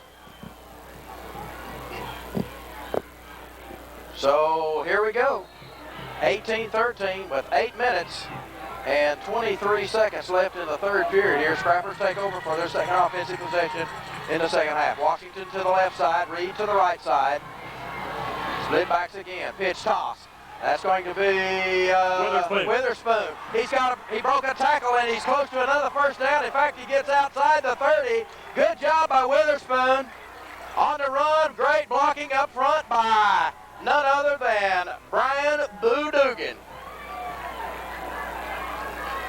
That's good for a first down for Witherspoon. I knew that was him coming out and around with his quickness, Charles. He picked up 12 quick yards and a first down for the Scrappers. Well, I told you a moment ago that it looked like Hughes might be hurting just a little bit. So it's Witherspoon and Dugan back there. Scrappers cannot afford mistakes. You got to take care of that ball. First down, Scrappers at the 32-yard line. Handoff up the middle. Witherspoon breaks a tackle, another tackle. Fights for yardage out close to the 39-yard line. That'll bring up second down for the Scrappers. And we got a Prescott player with an injury. I think it's just a cramp. But there is going to be a timeout called on the field. 7:42 left in the third. 18-13 Scrappers. We'll be back right after this message. Got a cramp in his right leg. His defensive end on the right side. So now they brought in, I'll try to pick up who that is. They've moved Flemings now to the right side. Of course, they flop them back and forth is what they do. And they've brought Stafford in a defensive end now. Split backs for the Scrappers. Washington wide to the right side, wing on the left side. And the Scrappers almost jump. There's a toss. It goes. Nope. That's Witherspoon on a carry on the top sweep right side. Big yardage. And let's wait till they mark it. And they're going to mark it at the 45-yard line of the Curley Wolves. 16-yard run, and Witherspoon picks up another first down. Dugan moves, but a back can move as long as he gets set for at least a 2 count. And the Scrappers are moving the football by way of the ground. They're at the 45-yard line of the Curley Wolves. Washington wide to the right side. Reed to the left side. Ball on the right hash mark. Witherspoon and Dugan, the setbacks. McBride, quick toss. Knocked down by, what a play. I tell you what, Washington was open, but Flemings jumped high in the air from his left defensive end position and knocked that pass down. What a play by Flemings. And he is a good one, folks. We haven't said much about it tonight, but there are a lot of great players on both sides for Prescott and for Nashville. And we know for certain, we don't know how many are here, but we know for certain there are several college scouts watching this ball game. Oh, they're here.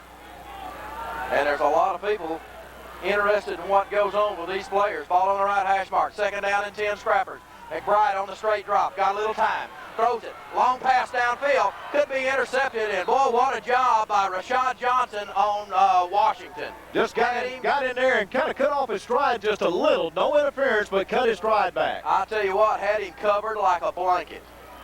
Double coverage on Washington that time. So it's going to be 3rd down and 10 Scrappers. And Coach Laird, if he could pick up about 7 or 8 yards here, I'm not too sure if he wouldn't go for it on 4th down. Otherwise, I don't think he will. Clock stopped on that incomplete pass. 7:07 left 3rd. Ball on the right hash mark, slot left. McBride drops, wants to throw. McBride's going to run it. Puts it down, and he gets it to about a yard or two short of the 1st down, and it looks like Rashad Johnson comes up to make the hit, and it's going to be marked at the 30, inside the 38, shy of the 37. It's right in between them, and they've got to get to just barely past the 35-yard line. It's a 4th down play. Coach Laird is going to go for it. I told you he probably would if he got that close. Great defense against one fine offensive team. And now I guarantee this is going to be Witherspoon on a toss sweep to the right side. No, McBride drops, wants to throw. Pass across the middle, Martin complete, 30, inside the 30 to the 28-yard line. What a great call, just a screen right up the middle to Martin, and it's good for the 1st down. All right, coming up on the 8th play of this drive, Scrappers moving the ball, 6:53 left in the 3rd. Scrappers leading 18-13. This is a slightly different game than what we saw either time last year between these two ball clubs. Doing a great job mixing the plays, moving it down. That's a 14th 1st down for the Scrappers. Ball on the left hash mark. Washington left, Reed right. Split backs again for the Scrappers. Witherspoon and Dugan. Handoff up the middle. Witherspoon. Tackle is tripped up as he goes across the line of scrimmage, falls forward across the 25 to about the 23-yard line. Charles, some of the earlier ball games this year when some of the players were getting in there, getting playing time, you're seeing it pay off right now for Witherspoon. He's come in, had great composure in the 2nd half. He just picked up another 4 yards, and I've got him for 4 carries for 39 yards. Well, I don't see Hughes, but I know he was limping a little bit a moment ago. 2nd down and 7. 3-yard gain by Witherspoon. And we're having a little trouble here. Witherspoon's shifted now. Here we go. Handoff. No, McBride's going to be thrown for a loss. Back out at the, ought to be a penalty on the Curley Woods, but they don't call it. Back at the 35-yard line on the sack. That was Clemens, came in from that defensive end position. Also coming in there was Williams and Jared Yates. It'll bring up 3rd down now and about 18 yards to go for the Scrappers. Minus 12 on that particular play, and Jared right now, after a good run just a moment ago, but still 4 plays he's been involved in. 3 times he's been sacked, 4 different times on plays, 21 yards, minus 21. Hendricks has come in at tight end for the Scrappers on the right side. Lone setback is Dugan. Slot right. McBride drops, wants to throw. Pass. It's going to be tossed up in the air and intercepted. No, they say it's incomplete. They said Channing Butler thought he had it. The official said it bounced. I thought he had it too. It looked good. And the Scrappers are going to be facing 4th down now and 18 yards to go, and I would assume they'll probably kick it this time. It'll surprise me if they don't. But Coach Laird has not sent anybody in. Yeah, now he is. Now he's going to punt it. Robert Cortez is checked in. Play clock running. Scrappers need to hurry. And Rashad Johnson back deep to receive. Now the officials are going to call timeout Scrappers. Who called that timeout? I guess Coach Laird must have. I didn't see it. Timeout on the field by the Scrappers. 5:13 left in the 3rd. 18-13 Scrappers back in just a moment.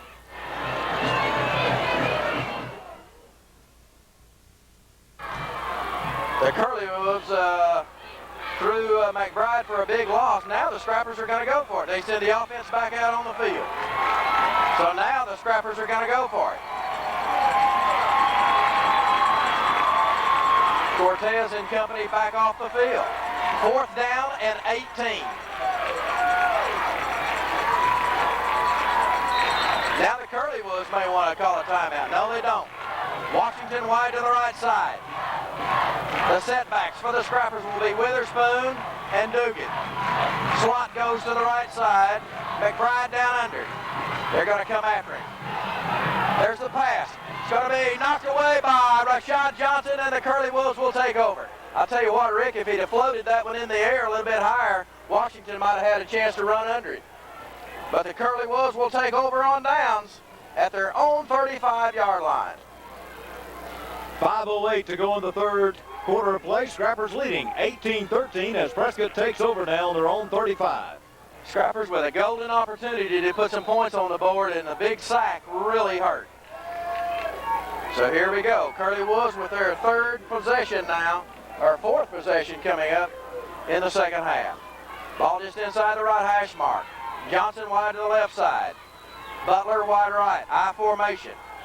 Johnston down under. Handoff. Second man through. Marlowe gets across the line of scrimmage. Picks up about 3 to about the 38-yard line.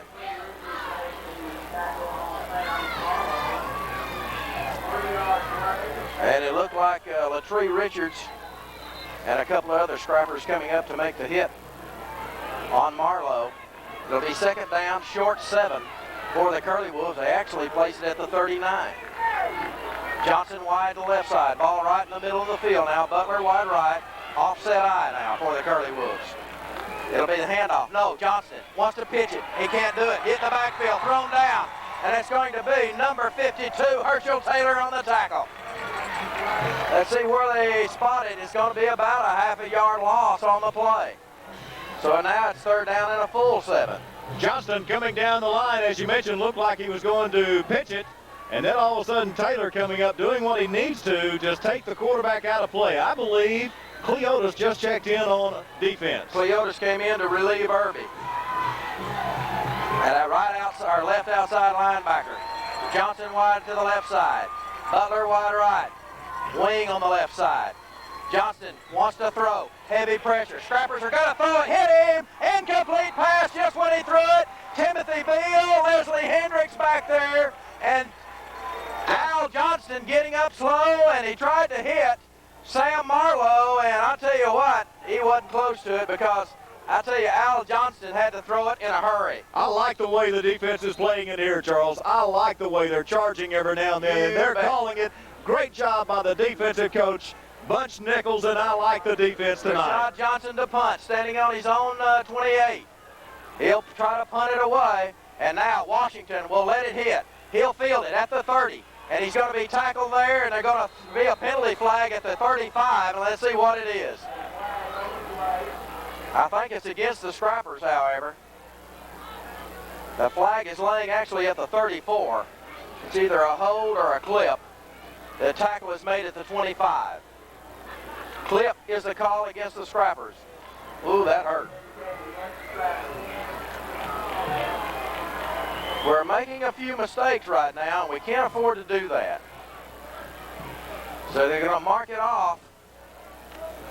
And boy, that's going to put the Scrappers deep. McBride checking in. That's going to put it around the 10-yard line. They're actually going to mark it at the 13. Well, we've been deep in our own territory before. Let's see what we can do. Let's do something good. Ball is on the right hash mark. Slots to each side now. Lone setback is Witherspoon for the Scrappers. Handoff, Witherspoon up the middle. Tries to break a tackle, not much, maybe a yard. He may have gotten to the 14.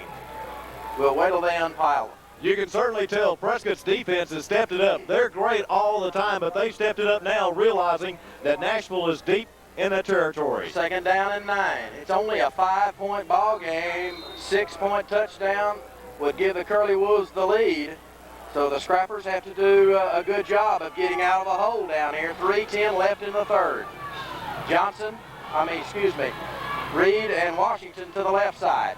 McBride drops, throws, wants to throw. Fly pattern, long, downfield. It's going to be caught. Washington and tackled at the 39-yard line of the Curley Wolves. Oh, what a job by Greg Washington. And he caught Rashad Johnson. Johnson had the inside on him, and I thought Johnson might pick it off, but Washington, oh, what a play by Greg Washington. What a performance tonight for Greg, even off of that big play. I'm going to say 46 yards on that pass play. All right, Scrapper players exhorting the hometown crowd to cheer them on.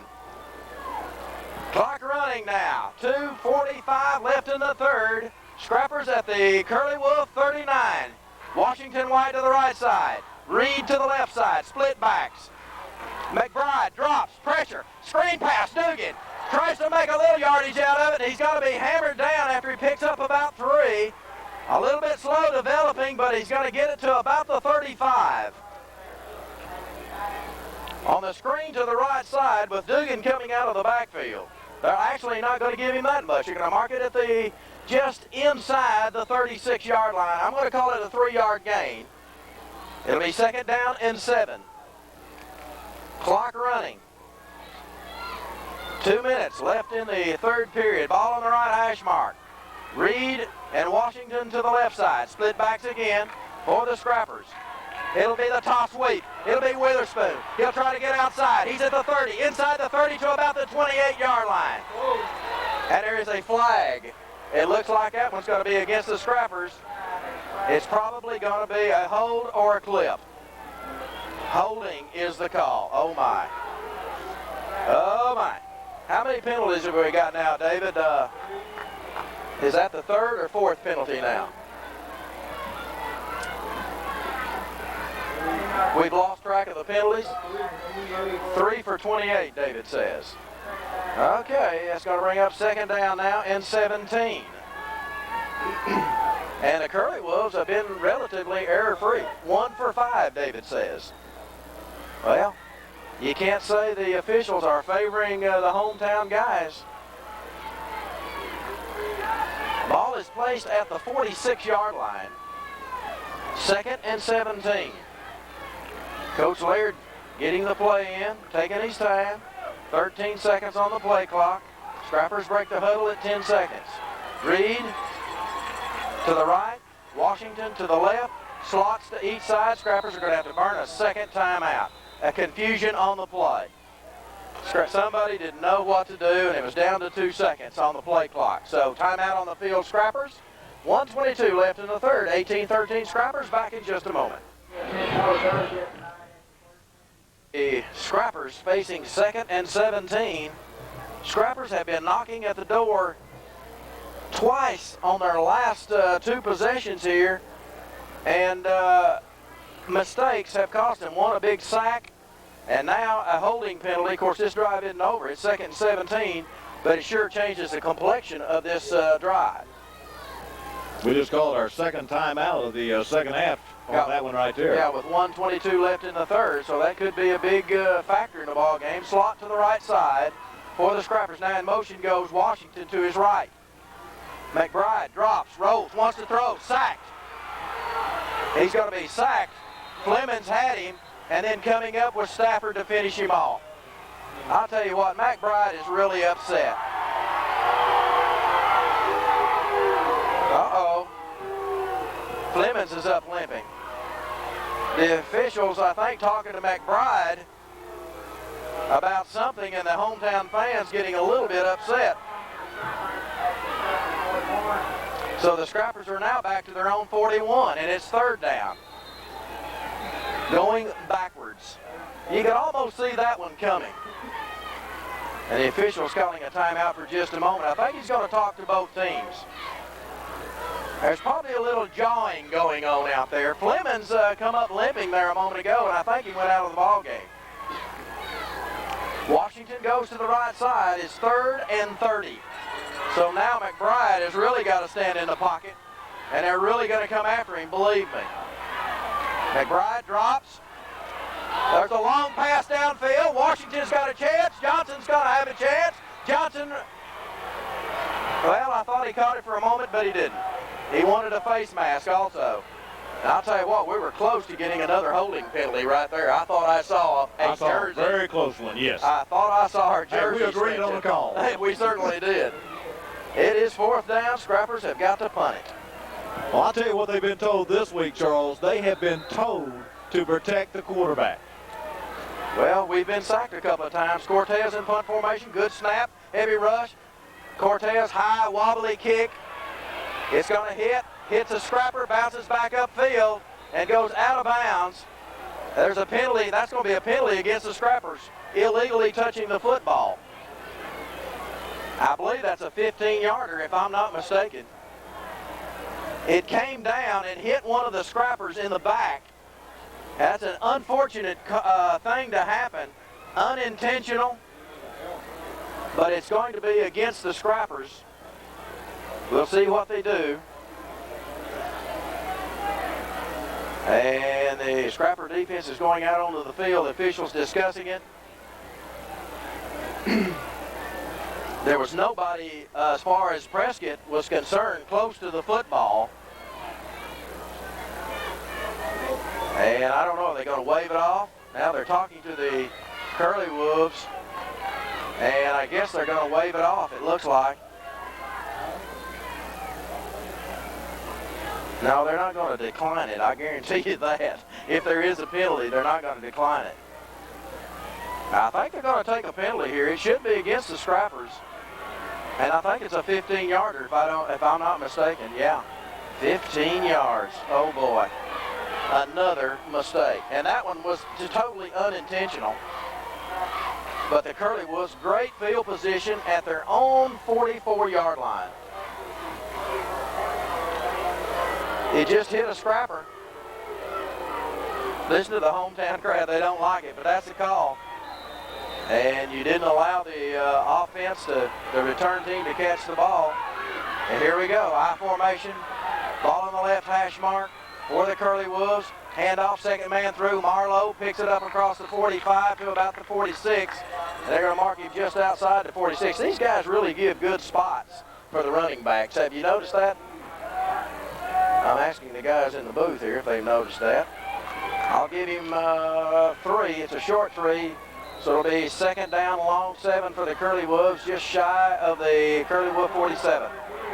That's the end of the third period. Scrappers lead it after 3. 18-13. We'll be back with the fourth and final period of this exciting football game between the Scrappers and the Curley Wolves. We'll be back in a moment. Scrappers have had some opportunities in the second half to put some points up, but they have stalled out. Great defense by the Curley Wolves to push the Scrappers back 2 times. And the Curley Wolves will have the ball moving north to south now from just outside their own 46-yard line, where it'll be second down along 7 to start the fourth and final period. There's going to be some sore young men when this ball game's over on both sides. Ball is on the left hash mark. Butler checks wide to the right side. Rashad Johnson to the left side. Offset I for the Curley Wolves. Johnston down under, hands off. Carlos Van Hook, first down yardage and more as he gets to the Scrapper 44-yard line. Quick hitter over the right side by the Curley Wolves. And I can tell you this is the drive that they want right here.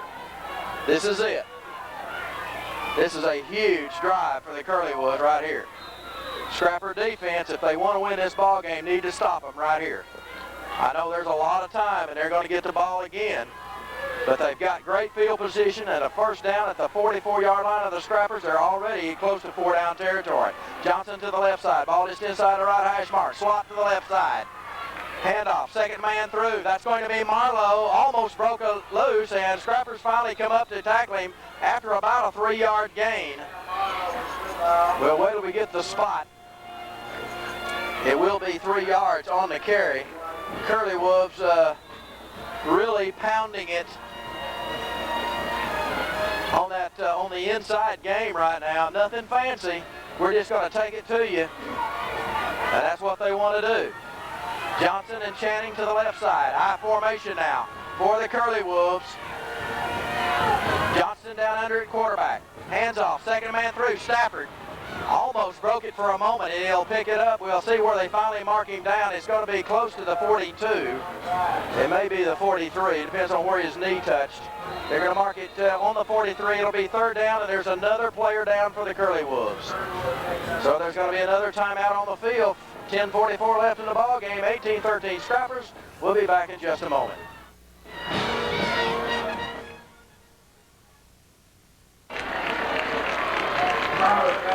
Carlos Van Hook, the injured player, I mentioned at the end of the first half he was hurting, and he's coming out. Coming in for him will be Sam Marlowe. They'll have Stafford and Marlowe, the setbacks. And they're no slouch, believe me. This is definitely four-down territory if they don't make it here. Slot to the left side, lone setback for the Curley Wolves. Johnston wants to throw. Throws it out quick. It's going to be complete. And out of bounds, I think it's a first down. I believe that's going to be Flemings, I think. Let's see. Flemings on the reception. Just got the first down. It'll be first down Curley Wolves. And it'll be at the Scrapper 32-yard line. Scrapper defense needs to bow up. The Curley Wolves did a moment ago. It's time for the Scrappers to do their thing. Johnson and Butler wide to the left side. I formation now for the Curley Wolves. Jared Yates at fullback. Handoff second man. Tackler right there. That was Marlowe on the carry. Aaron Westfall and Reed in on the play. Also for the Scrappers. No gain.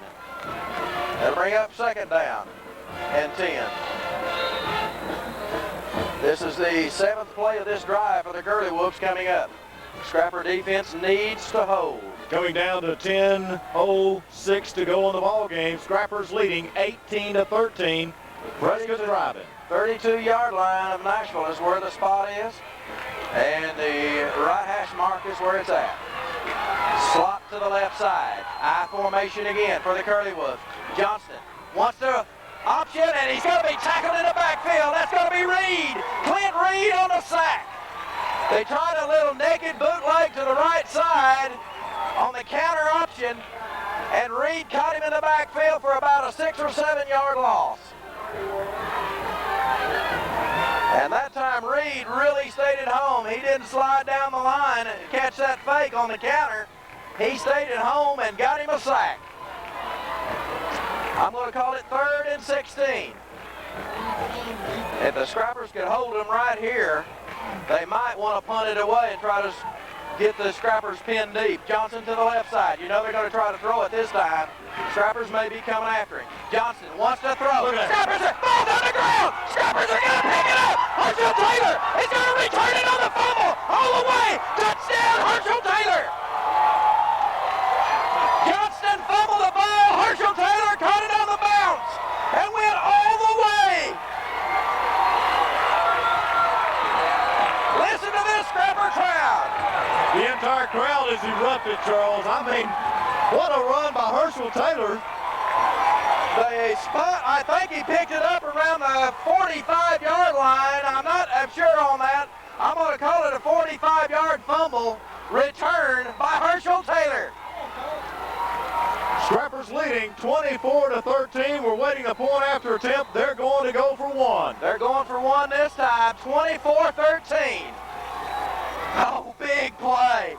I didn't see who got the sack. I just saw Taylor pick it up and carry it all the way. There's a snap, placement down, kick up, looks good. It is. The Scrappers lead 25-13 over the Curley Wolves with 8 minutes, 55 seconds left in the ball game. We'll be back with a Scrapper kickoff in just a moment.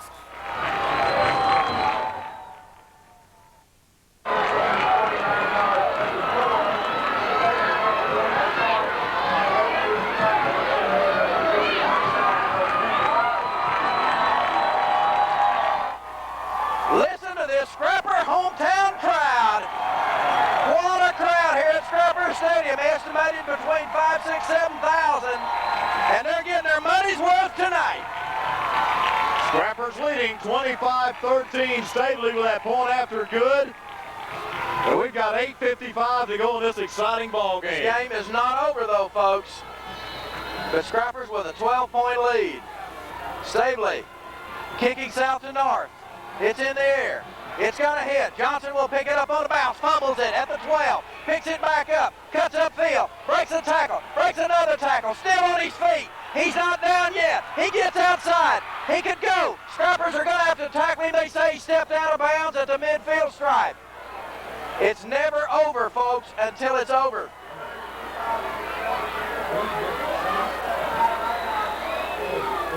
Great field position on a great return by Rashad Johnson.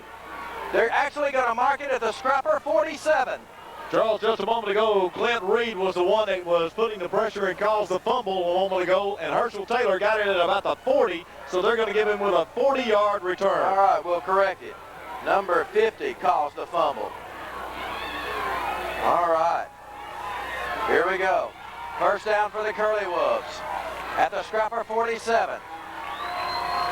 Lone setback. Now in motion goes Marlowe to his right. It'll be the toss sweep. Van Hook. There's a penalty. I think there was too much time. I believe the Curley Wolves ran out of time. We'll wait till the official gives the signal. Van Hook is back in the game. Illegal procedure is called against the Curley Wolves.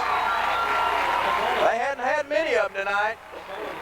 Second one for 10 yards. Oh boy. Scrappers have got a few more than that, however. Scrappers have got 4 for 43. Herschel Taylor checks back in. He's winded a little bit. Casey McCauley checks out. It'll be 1st and 15. Mark it back now at the Prescott 47-yard line. Ball is still on the right hash mark. Slot to the right side.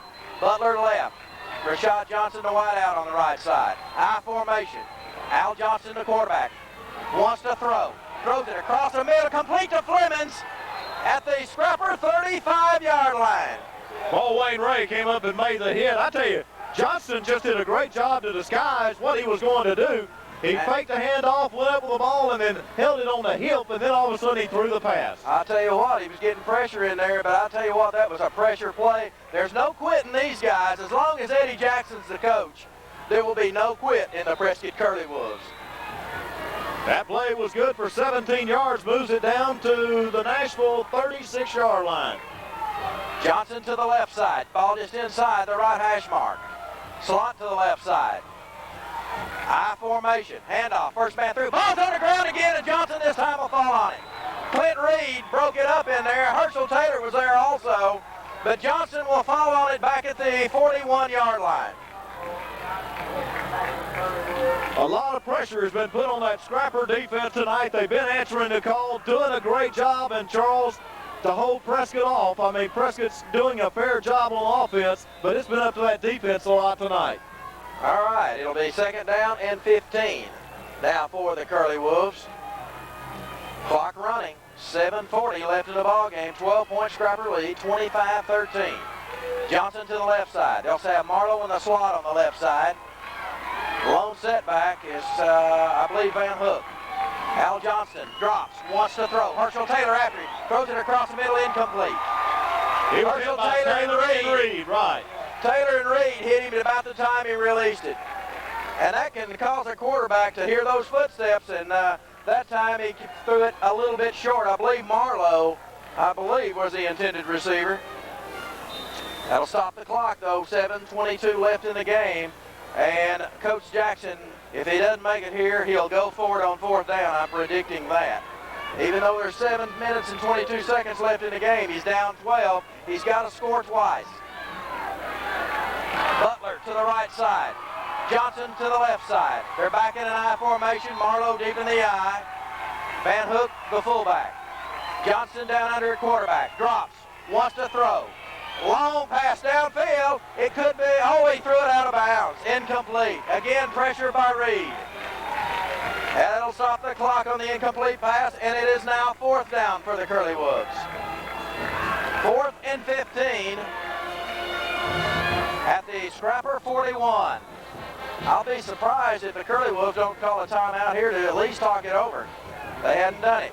Coach Jackson has the play. He gave it to Johnston. Johnston was on the sideline, and now they're going to have to talk it over. It is a timeout by the Curley Wolves. 7:17 left in the ball game. It's 4th and 15 at the Scrapper 41 for the Curley Wolves. Scrappers leading by 12, however, 25-13. Fourth down and 15 yards to go for the Curley Wolves. Scrappers leading by 12, 25-13 with 7 minutes and 17 seconds left in the ball game. Critical fourth down play right here for both teams. And I guarantee you they're going to be looking for either Flemings, I would say Flemings or Johnson. And the key here will be that defensive front's got to keep the pressure on. All right, we need a big pass rush right here. So here we go, big play. Johnson down under. He wants to drop. He's got time. Throws it across the middle, incomplete, intercepted. Now they say he dropped it. I believe that was going to be number 41. That is, I think, Paul Wainwright. Yes, it was. Paul Wainwright almost had the interception. I'm glad he didn't get it, even though it would have been a great interception, but we're getting the ball back at the 41-yard line. We would have lost some yardage, as you mentioned, but still, we just did a great job. That ball was way overthrown. Paul Wayne playing deep. He had a chance at it, but otherwise, the Scrappers have held. They take over It now. almost even looked like somebody almost tipped it a little bit. I'm not sure that they did, but it just kind of looked that way. Scrappers taking over, 7:12 left in the game. Ball in the left hash mark. You're going to be probably seeing some running plays now. Toss sweep, Witherspoon, left side, 40, 45, 50, still on his feet, 46. And he'll move it. There's a flag, or is that just, no, that's just a foul. I think it's just a foul, right. It's a first down, Scrappers at the 46-yard line of the Curley Wolves. Witherspoon with 13 yards picks up the first down, and Witherspoon has come into this ball game, and is he a tough runner? You bet he is. He's got how many carries now, Rick? 6 carries, 53 yards. All right, 6 for 53. Maybe he'll break a big one here in a minute. Curley Wolves not used to seeing the Scrappers run on them like this, and the Scrappers are really putting it to them right at the moment at least. 6:50 left in the ball game. Ball in the right hash mark. First down at the Curley Wolf 46 for the Scrappers. Split backs again, handoff right up the middle. Witherspoon protecting ball, breaks off a tackle. 40, he's at the 35, inside the 35, goes to the 33-yard line. Witherspoon with tough running. And it looks like Burton has to come up and make the tackle. I think the Scrapper fans just want to make sure the Prescott fans hear them across the way. They're cheering on every play. Rick, I wish I really knew how many people are here. I know you'll be able to see it on the replay. There's just at least 5,000-6,000 people here, maybe more. I don't know how to tell. And there's really, I guess, not any way. But there's a lot of folks. First down, Scrappers at the 32-yard line of the Curley Wolves. Ball on the right hash mark, split backs again. Handoff with, that's Dugan. Breaks the tackle at the 30, inside the 30 to the 28-yard line. And Witherspoon leading the way that time with the blocking. And got a couple of ailing Scrappers, but they're really, they're digging down deep inside. They know that this is one huge ball game for them. It'll be second down and a long 5 for the Scrappers at the 28-yard line of the Curley Wolves. Ball just inside the right hash mark.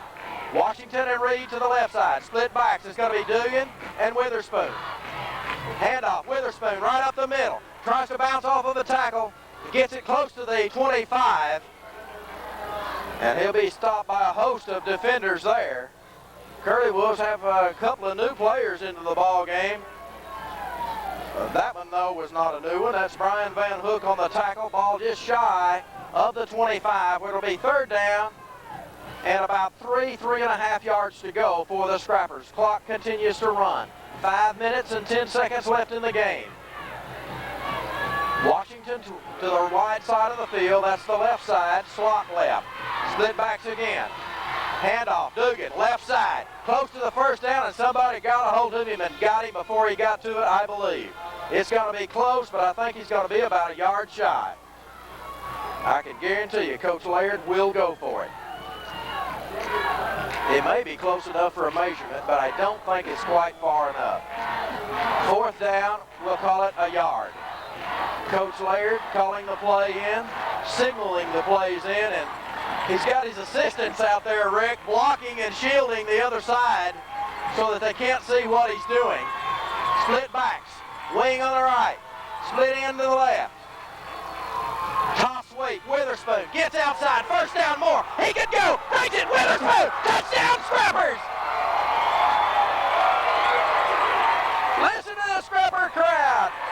24-yard touchdown run by Robert Witherspoon. Boy, he went out around the left end, Charles. It was wide open. Witherspoon turned it on. Witherspoon has done a great job. 94 yards and a touchdown. He's going to be a dandy. That guy is a sophomore, folks.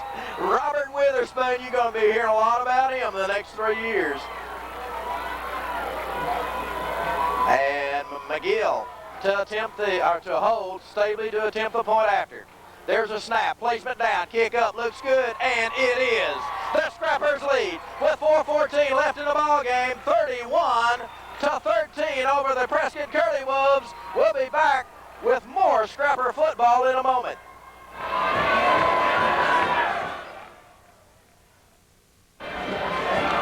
Tell you what, you got to credit the Scrapper defense tonight. They have really dug down. Best defensive game I've seen them play all year. And they played some good ones. But I've been trying to credit them as much as I possibly can. We need the points up on the board, but the defense has held Prescott. You bet they have. They did it when they had to. All right, Stabley to attempt to kick off. There's a kickoff. It'll be taken by Rashad Johnson. No, it'll be Butler on the return. Tries to cut to the outside, and he's going to be run out of bounds over across the way. Looked like DeMarco Piggy, and let's see. I believe that's Walker running him out of bounds also. Pryor in on the play. Mark at the 33-yard line. That's the Prescott 33. 4 minutes and 8 seconds left in the ball game, and I guarantee you everybody knows it's now over. Well, that last one by Witherspoon gave us a little breathing room. We felt a lot better up here after that score. 32-8 after that extra point by Stabley. I didn't call it a moment ago, but it was 32. It's 32-8, or 13 rather, excuse me. 32-13. Slot to the left side. Lone setback for the Curley Wolves. Johnston is going to throw it. Little flare pass out in the flat to Flemings. And I tell you, he stretched it out there. Coming up to make the tackle was Mark McGill. I thought he might have been out of bounds, but evidently he wasn't. He stretched that long body of his out and got 8 yards. Second down and 2. Clock, however, continues to run because he didn't get out of bounds. 3:45 left. They'd have to score at least 3 times to beat the Scrappers. Not going to happen. Second and 2. Johnston. You know he's going to throw a straight drop. Wants to throw. Fly pattern. It's going to be caught. Oh, we were going for the interception and did not knock it away. Marlowe caught it at the Scrapper 36-yard line. Well, we could have defended that one. It looked like Rick. It's kind of hard to tell. I thought he missed Marlowe, but it just floated right into his hands. I thought we were going to pick it off. It'll be first down Curley Wolves at the Scrapper 36 now. These guys never give up. Slot to the left side. Van Hook, the lone setback. Johnston wants to throw. Overthrown, intended for, I believe that's going to be Flemings. Defending on the play was Mark McGill. That'll bring up second down now. That stops the clock on the incomplete pass. 3 minutes and 13 seconds left in the game. Scrappers leading 32-18. Marcus Jordan is checked into the ball game, and Herschel Taylor will come out. What a game by Herschel Taylor. The defensive end stepped it up tonight, did what we've known Scrapper defensive ends to do. They were crashing in on the quarterback. I'll tell you what, Herschel Taylor is beginning to make a name for himself at defensive end. And Reed already has. Slot, or I formation now for the Curley Wolves. Johnston on a straight drop, looks downfield, floats it. Long pass intended for Flemings. Boy, he had a chance, and coming up quickly was Jab Johnson. I'll tell you what, Flemings had a chance, and Al Johnston was laying on his back after he threw that one, and it looked like Latree Richards came in to put the hit on him. And Marcus Jordan will check out. It looked like McCauley came in. It'll bring up third down and 10 for the Curley Wolves at the Scrapper 36. 3 minutes and 7 seconds left in the ball game. And they'll send wide to the right side, Mike Fountain. And they'll have, well, it's a trips actually almost to the right side. And Johnston to the left side, quick toss across the middle. And I'll tell you what, who was that in there so quick? Leslie Hendricks. And Al Johnston is getting up slow. Oh, man, was he hit. And that will bring up 4th and 10. Well, I've got to say, I've liked the style of play tonight. The Scrappers knew what mistakes they had made in the past, Last year was the first time since Coach Laird had been here that Prescott was able to defeat them, but they did it during the regular season, then did it in the state championship game. Coach Laird, he never said revenge, never played up how big the ball game was, but he knew it. Ball just inside the right hash mark. 4th and 10 for the Curley Wolves at the Scrapper 36. Slot to the left side. Johnston wants to throw. Quick pass across the middle, complete to Flemings, and they almost got loose. McGill hanging on, and he's inside the 20 to the 19-yard line. They never give up. How many times I'm going to say that? A clutch play picks up a first down for the Curley Wolves. That'll stop the clock with a movement of the chains. 2 minutes and 55 seconds left in the game. Scrappers might be giving them a little bit of cushion just so they won't break the big play. And now Johnston wants to throw. It's got to be, is it complete? They say no, it bounced on the ground. I believe that was Flemings again, the intended receiver. Clock will stop with 2:48 to go in the game. Scrappers leading 32-13. McGill, again, the defender for the Scrappers, and Flemings is down. Rolling around, 2:48 left, clock stopped with an injury by the Curley Wolves, and now he's getting up and going off the field. Or he's going to be helped off the field. We'll just hold it right here, Rick. It's right on the sideline, so all he's got to do is step off a little bit, so we will hold it here. They've got him off the field, and they're going to bring in, well, I'm not sure. It looks like Rashad Johnson's even limping a little bit. McCauley checks out. Herschel Taylor checks back in. 2nd down and 10. And Fountain checks wide to the right side. Rashad Johnson to the left side. Van Hook, the fullback, shotgun formation, almost snapped over Johnston's head. Throws it across the middle, ball in the air. Boy, I tell you, on the tip play, it was almost complete, and Al Johnson was leveled again. I believe Richards was back there. Richards hit him. Latree Richard, and you know, he just hit him, Charles, and he backed off because he didn't want it to be an aggressive play. He knew it might be close to a penalty, and the official was looking at it, so he just gave him a good hit and backed off. 3rd down and 10 for the Curley Wolves. I'll tell you what, he almost completed it, bounced off his hands, and it went downfield and almost into the hands of a receiver at the goal line. Fountain right. Johnson left, slot left. Shotgun again by Johnson.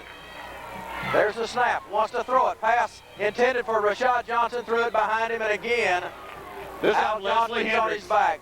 Leslie Hendricks and Latree Richards and Clint Reed back there. 4th down and 10 for the Curley Wolves. I like the way the defense has been doing this, Charles. We complimented them all night long, but I tell you, they know now how to come through there. They're playing like a defense we can be proud of. We got 32 points on the board, but I'll tell you what, the Scrapper defense has caused one fumble that set up the touchdown at the beginning of the second half, caused another fumble that Taylor picked up and carried all the way for a score.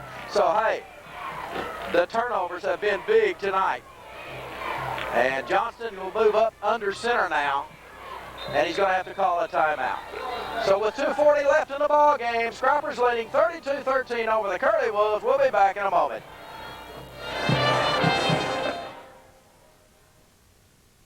Murfreesboro has just defeated Mineral Springs by a score of 20-19. I think that score was just announced here over the stadium public address system. 4th down and 10 for the Curley Wolves at the Scrapper 18-yard line. Shotgun formation. Johnston wants to throw. Pressure. He'll have to run. Herschel Taylor's after him. I don't think he can get him. And he's going to be run out of bounds. He got the first down, however, at the Scrapper 6-yard line.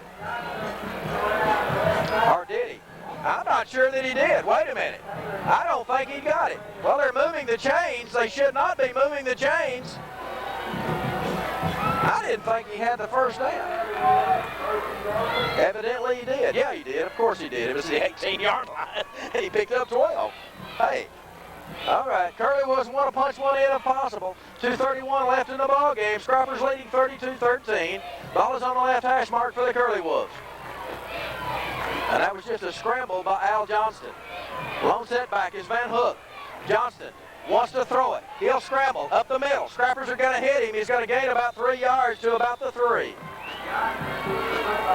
It looks like Timothy Beal and Aaron Westfall and Latree Richards, Clint Reed there also.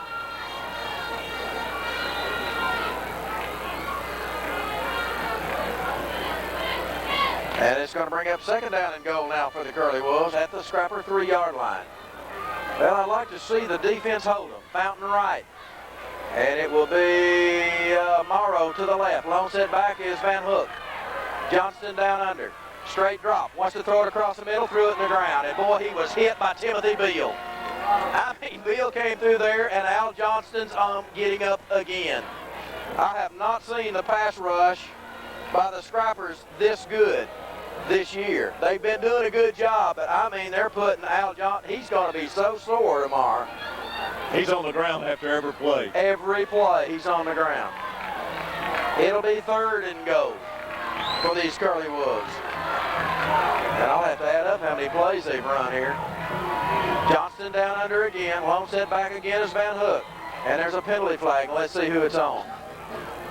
It's probably an offsides against one of the teams. Well, the play clock may have run out.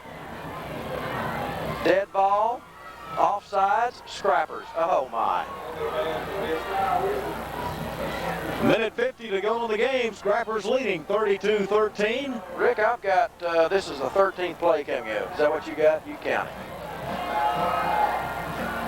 Hey, I'm right on the money. I can't believe we're agreeing so much tonight. The money. We have agreed on some calls. We've agreed on our stats now. So everything's clicking tonight, folks. Scrappers are winning. That's the big stat right there. All right, here we go. Half the distance to the goal. It'll be 3rd and goal now.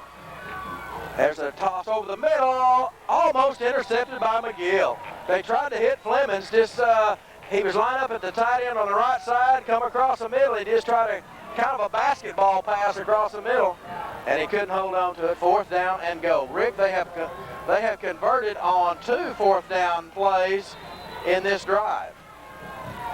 And I know the Scrapper defense would like to hold them. And I can't believe that they actually threw that pass. What they're trying to do, I guess, is conserve enough time as possible, but there's only 1:33 left in the game. Van Hook the lone setback. Al Johnston down under. Handoff, Van Hook. He got in for the score. It's a 1-yard run by Carlos Van Hook on 4th down. So with 1:28 left in the ball game, the Curley Wolves have scored. It's kind of academic, however. You know they're going to go for 2. Boy, there's some tired guys out there on that field, both sides. But there's a few more players, I think, that go both ways for the Curley Wolves.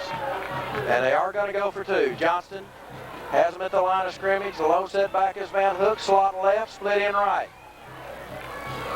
Johnston wants to throw, passes it. It's going to be complete for the 2-point conversion. And that is going to be, let me see who it is. I believe that is Marlowe, number 24. So that'll bring the score to 32-21. Scrappers with the lead. 1:28 left in the ball game. We'll be back in a moment.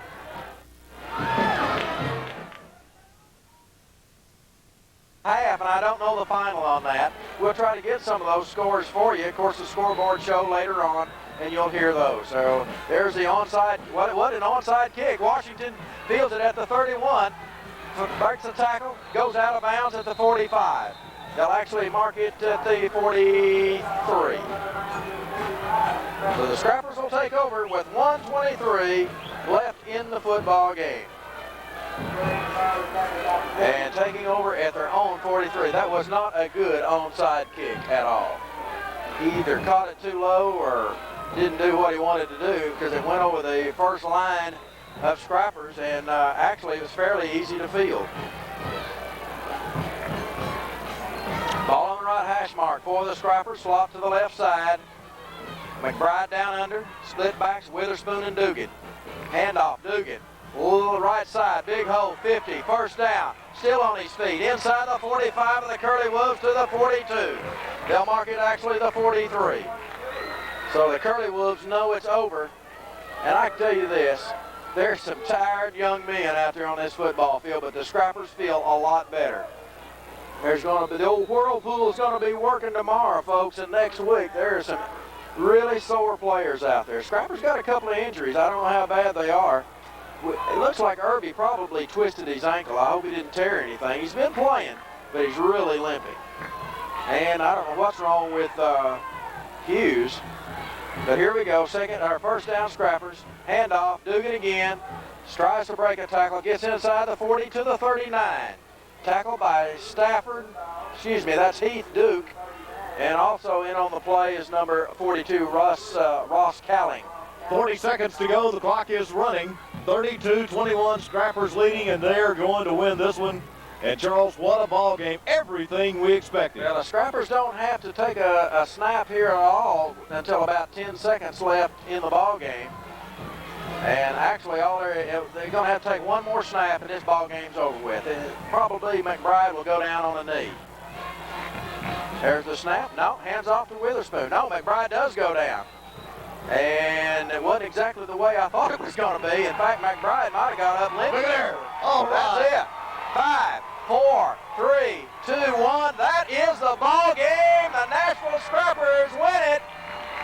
The number 1 team in the state stays the number 1 team in the state. The Nashville Scrappers defeat the Prescott Curley Wolves by a score of 32-21, and Coach Laird just got the old ice on the head. I'll tell you, it's been an impressive night, Charles. The Scrappers have really looked great. It has been impressive all the way. What a game plan the way the Scrappers came into this ball game. It was a sellout crowd, and Rick, they got their money's worth. Oh man, what a game. Well, that's it, 32-21. We'll take a break, come back and wrap it up right after these messages.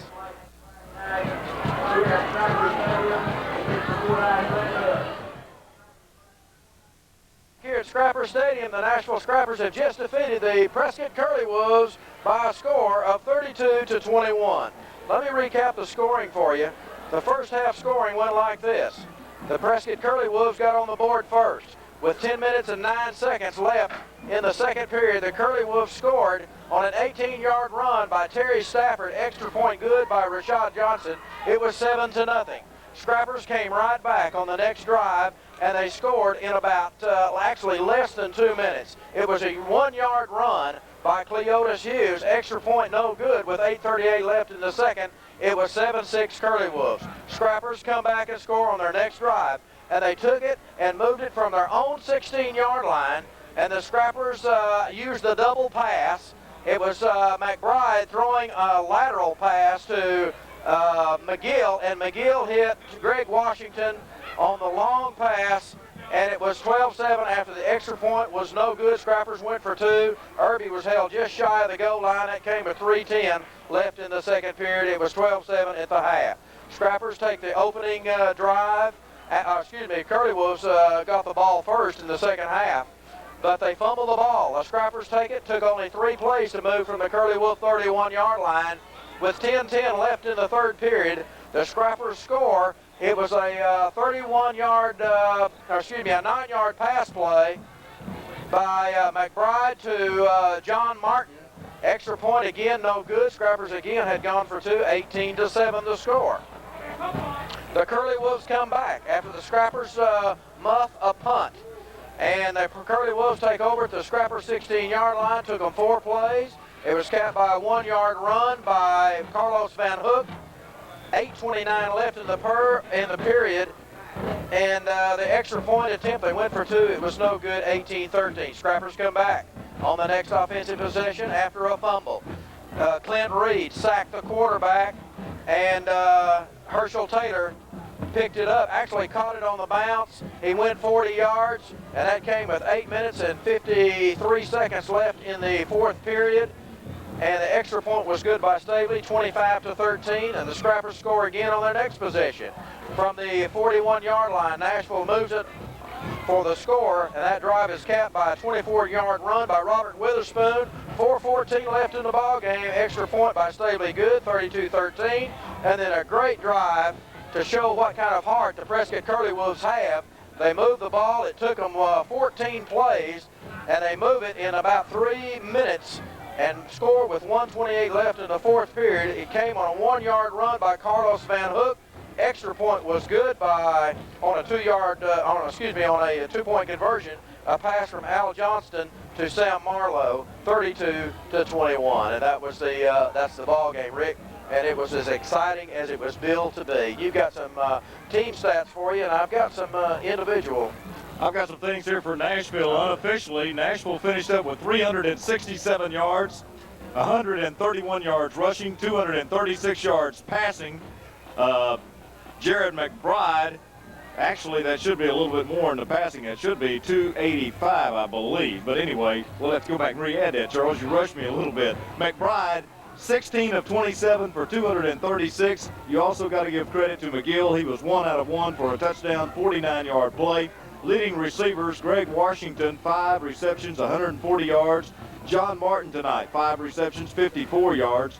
And also as far as coming off the bench, getting a lot of play in the second half, 9 carries for Robert Witherspoon, 94 yards. We'll have to refigure some of that. That's the way they are unofficially. And Curley Wolves not coming out quite as well, of course. And the fact, in the second half, Scrappers pretty well shut them down. Had one decent little drive, and the Scrappers held them.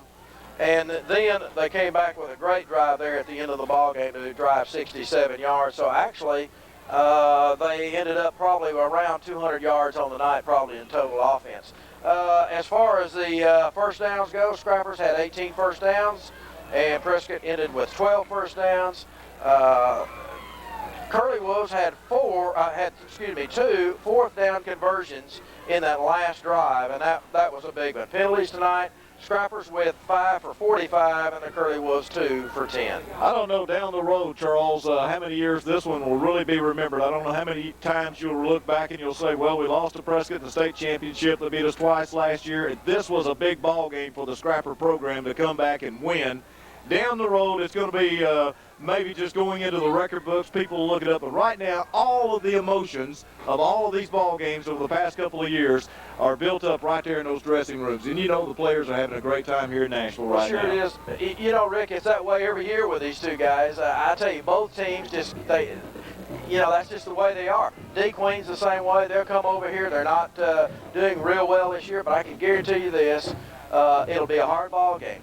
Fordyce, we just mentioned a moment ago, is struggling against Bismarck. I talked to Prescott. Prescott played them last week, and they said that is one tough football team. They're better than people realize they are. Said we only had a 14-0 in the half. He said they really just kind of played out in the second half. So that is a very good football team that Bismarck has. Now next week the Scrappers will play Fordyce right here at Scrapper Stadium, and it's going to be another big ball game. Scrappers are in the driver's seat in 7AA right now because they just defeated what a lot of people thought was the #1 team. Scrappers rated #1 in the state, but a lot of people didn't think the Scrappers could do it.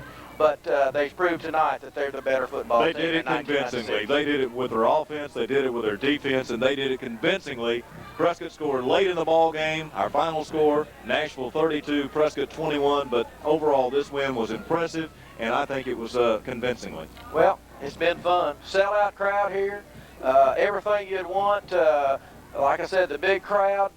You had recruiters in here from all over the place. A lot of media here in Nashville tonight. You couldn't ask for any better atmosphere for high school football. The weather was cooperative with us. It was just a lot of fun tonight. I wish you could have been here. You won't see a better game, and you won't have a better atmosphere for high school football. But next week, we've got another big ball game. We've got the Fordyce Redbugs coming in here, and that's going to be another big ball game. And you can come out and you can watch these young people play because they are really fun to watch. A final word on the night as we get ready for the games that are upcoming, Charles. I think they're going to have to go back to what they did in the first 4 ball games, take care of each one game at a time. Tonight, a little bit bigger ball game, and the Scrappers really wanted it. A lot of emotion in this ball game, but they stayed with the fundamentals. They played as a sound ball club, a ball club that's well coached that it is, and they're going to have to go back to doing that over the next few weeks and playing these ball games. Well, Rick, they've been looking forward to this game for a whole year. I mean, let's face it, all the fans and all the players have pointed to this ball game. Scrappers were beaten twice last year, and Coach Laird, if he'll admit it, that kind of stuck in his craw just a little bit because it did everybody else. The Scrapper fans and the players just do not like to get beat at least twice a year by the same club, and they come back this year, and of course they went to work and they did what they needed to do to win this ball game. And just remember, the Scrapper players said they were going to do it. They did, and they did it. Scrappers win it tonight by a score 32-21. For David Earl Williams and for Rick Castleberry, I'm Charles Hubbard saying so long for Scrapper football.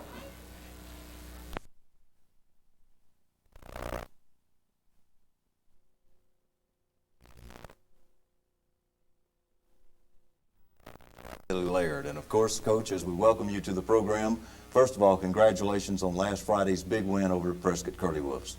Thank you, Rick. It was, it was a big week leading up that ball game. There was a lot of speculation about it, a lot of tension all week long, and it climaxed with the outstanding football game Friday night. Well, it was every bit of the game that it had received the billing prior to, so it came out every bit of we expected. Well, it was, Prescott's got an outstanding football team, and we felt like all along that we had a good football team. I think the big thing going into the ball game, and we talked about it all week long, this was, it was an important ball game. Your first district ball game, but we tried not to build it up too big. That was hard to do, not to build it up too big. From the community, the press, and people like that, they built it up as a real big ball game. And we talked to our kids all week long. This was our first conference ball game. We didn't look back at last year and play on last year that they beat us 2 times. To us, it was not a revenge factor because we couldn't do anything about last year. We had to take care of our business, and we had to play and do things that we could only control this year. And them being one of the better football teams in the conference, and if we wanted a chance to win the conference, we had to beat them, and that's what our kids did, and that's the way they looked at it. And it was a hard-fought football game, 2 good football teams playing, and I thought our team played awful well out there, particularly from a defensive standpoint. They'd kind of got left out of the whole week long. Everybody was talking about Prescott's defense and was talking about our offense, and I really thought our defense played a whole lot better than Prescott's defense Friday night. Well, I want to say that's certainly true, and I thought the defense really came on, and we're looking for more improvements, too. I think they're going to continue to improve. Well, they've got a lot of confidence going for them right now, particularly our defensive football team. They played 3 good football games in a row. They played, a good football team Friday night that had been putting points on the board in Prescott, and basically shut them down. I know they got 21 points, but that's still not indicative of how our defensive football team played. We kind of gave them one down there on a fumble. We gave them the ball on the 15-yard line. Late in the ball game, we were ahead, and we kind of relaxed a little bit from the defensive standpoint. They went down and got another one. So I really don't believe that the game was as close as the final score indicated, But, our defensive people, they ran to the ball. They made coverage as well back there. And I think that was a big difference. They kind of set the tempo of it. And we had talked about that all week long. We talked about it right before we went out on the field Friday night that, this was a defensive football game. This was our defensive football. If we'd have won the toss, we were going to defer, and we were going to put our defensive football team out there first. That's the confidence that I had in them, and that's the confidence that they've shown the last 3 weeks. And, from an offensive standpoint, I think we just continue to get better and better, and we did the things that we've been doing. And Prescott's got a good defense, but our offense put 473 yards total offense on. We had 302 passing and 151 rushing. So we did what we had to do from the offensive side of the ball, and I thought our offensive linemen, our backs, our receivers, our quarterback, I thought we executed real well against a real good defense. That Fleming's kid over there, number 49, he put pressure on us, and he's going to do that against anybody. But I thought for most of the ball game, that Tony Fincher or Jason Davis or our backs really contained him in our passing game. Now, they got to Jerry 2 or 3 times back here and got us for a loss, but for the most part in the ball game, I thought our offense handled their defense real well. Well, I think the rivalry that we've had with Prescott over the last couple of years has taught our players and young people something very important to gain out of sports, and that's good sportsmanship and also determination.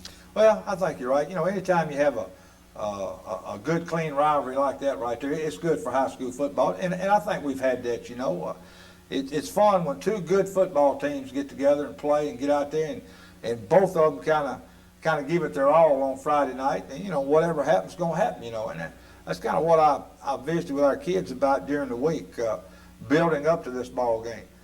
This is what you look for in high school football. Enjoy this, You're going to think back 5 years, 10 years, 15, 20 years from now, and you're going to think about this ball game right here. because of the importance that it was and because of the crowd that we had out there. You know, I mean, I've talked to a lot of people since the ball game, and they said that that's the most people that they've seen in Scrapper Stadium right there, and the atmosphere for that. So those kids need to enjoy it. They need to remember that, and playing out there, I think there was good sportsmanship on both football teams. Both football teams were determined and played hard, and that's what it's all about on Friday night. Why don't we recap the scoring? And first of all, I want to say Prescott took the lead early, and then Nashville came back with a scoring drive, and particularly that Nashville scoring drive I was very impressed with, because it's some of the best calling and mixing up of plays, and I mean, they went down the field in a hurry and got back in the ball game. Well, I think that's the second time in the 5 ball games that we've been behind, and our kids didn't panic any. We moved the ball a little bit on the first series right there and kind of got bogged down, and they drove it down there and scored, and but our guys came back, and I thought we mixed up the pass and the run real well, and got in there. Cleotis Hughes got in on a 1-yard touchdown run. We had kind of a little bobble on the hold on the snap, and they were still leading 7-6 in the first quarter right there. Then we came back, I guess midway somewhere along in the second quarter, and we had worked on it last week. We'd put Mark McGill in the football game last week to kind of set up the double pass, And he went out there for a play, and then the next play Jared threw the ball to him. He stepped back, and basically it was a lateral to him, and we had Greg going down the middle of the field, and their free safety, he came up thinking McGill was going to run the ball. And the only bad part about that, I really didn't tell him when we were going to run it, and he still had his gloves on, and that's why the pass looked so bad down there, and Greg kind of had to wait for it, but he got it to him, and we got the touchdown, and we're up 12-7, went for the 2-point conversion and missed it. So at halftime, it was 12-7. We had drove it back down there right before half, and Mark Stavely kicked the field goal, and 27, 30 yards. I can't remember exactly how far it was, but he didn't really get all of it. It hit the crossbar and fell short. So the score at halftime ended up 12-7, and I think that's indicative of the type of football team both of us have. But because I said all week long that I didn't really think it would be a real high-scoring football game, and 12-7 at halftime, that's in the neighborhood of what I thought it may be. We came back out the second half, and they got the football first, and I think we got a turnover there, and we ended up going in. John Martin caught a 9-yard touchdown pass from Jared McBride. Again, we went for 2 points and didn't make that. We tried to get Cleotis out of the backfield in the flat there, and we were rushed a little bit, didn't get it to him. The score was 18-7 at that time. Then they came back and they made it 18-13. Then in the fourth quarter, I guess probably one of the biggest plays in the football game, they had third and about 7 or 8, and we bought an all-out blitz on them, and Leslie Hendricks got back here, and they dropped back the pass, and nobody touched him. He knocked the ball out of Johnston's hands, and you can see it on film. I mean, it pops right up, and Herschel Taylor catches the ball, never broke stride, and he went 44 yards for the touchdown to put us up, and the extra point kick was good by Mark Stavely, and we went up 25-13. And of course, at that time, I kind of felt like we had the game in hand because particularly the way we were playing defensively. Then we came back, I guess late in the fourth quarter, and we got the ball back. I think with about 7 minutes to go, the defense got it back to us. We were still up 25-13, and we started running the football. And I thought our linemen did an excellent job of knocking some people off of the ball. We run the toss sweep outside. We run the wham inside. We ran the off tackle with Dugan and Witherspoon in the backfield. And Robert Witherspoon ended up carrying on a toss sweep for 24-yard touchdown.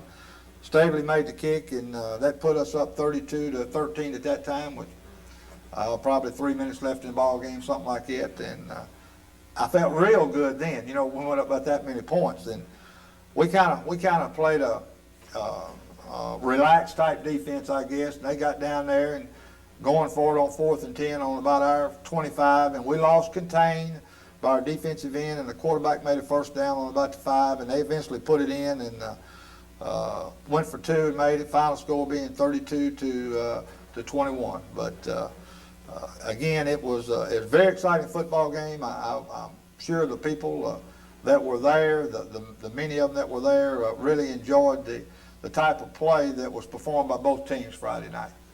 I guess the selection has been a little bit difficult because all the players played well, but can you tell us who the players of the week were from this ball game? Well, you know, when you play a football game like this, there's a lot of kids that they could be players of the week, and I think we ended up playing 35 kids Friday night, and probably all of them could be players of the week in a ball game like that right there. But we grade those films and we look at them, and offensive line, again, the entire group, they've done an extremely good job all year long. And Tony Fincher got the player of the week, and probably the reason he graded 85% and had 3 big hits, but most of the time he was on Fleming's number 49, and not very many times did he let him get in there. And I think Fleming's got in there for 2 sacks, and one of them wasn't Tony's problem. We had a bootleg call, and we just couldn't block him on that. The guard couldn't get there quick enough, but the entire offensive line did a good job. Offensive back, you know, I thought several people could have got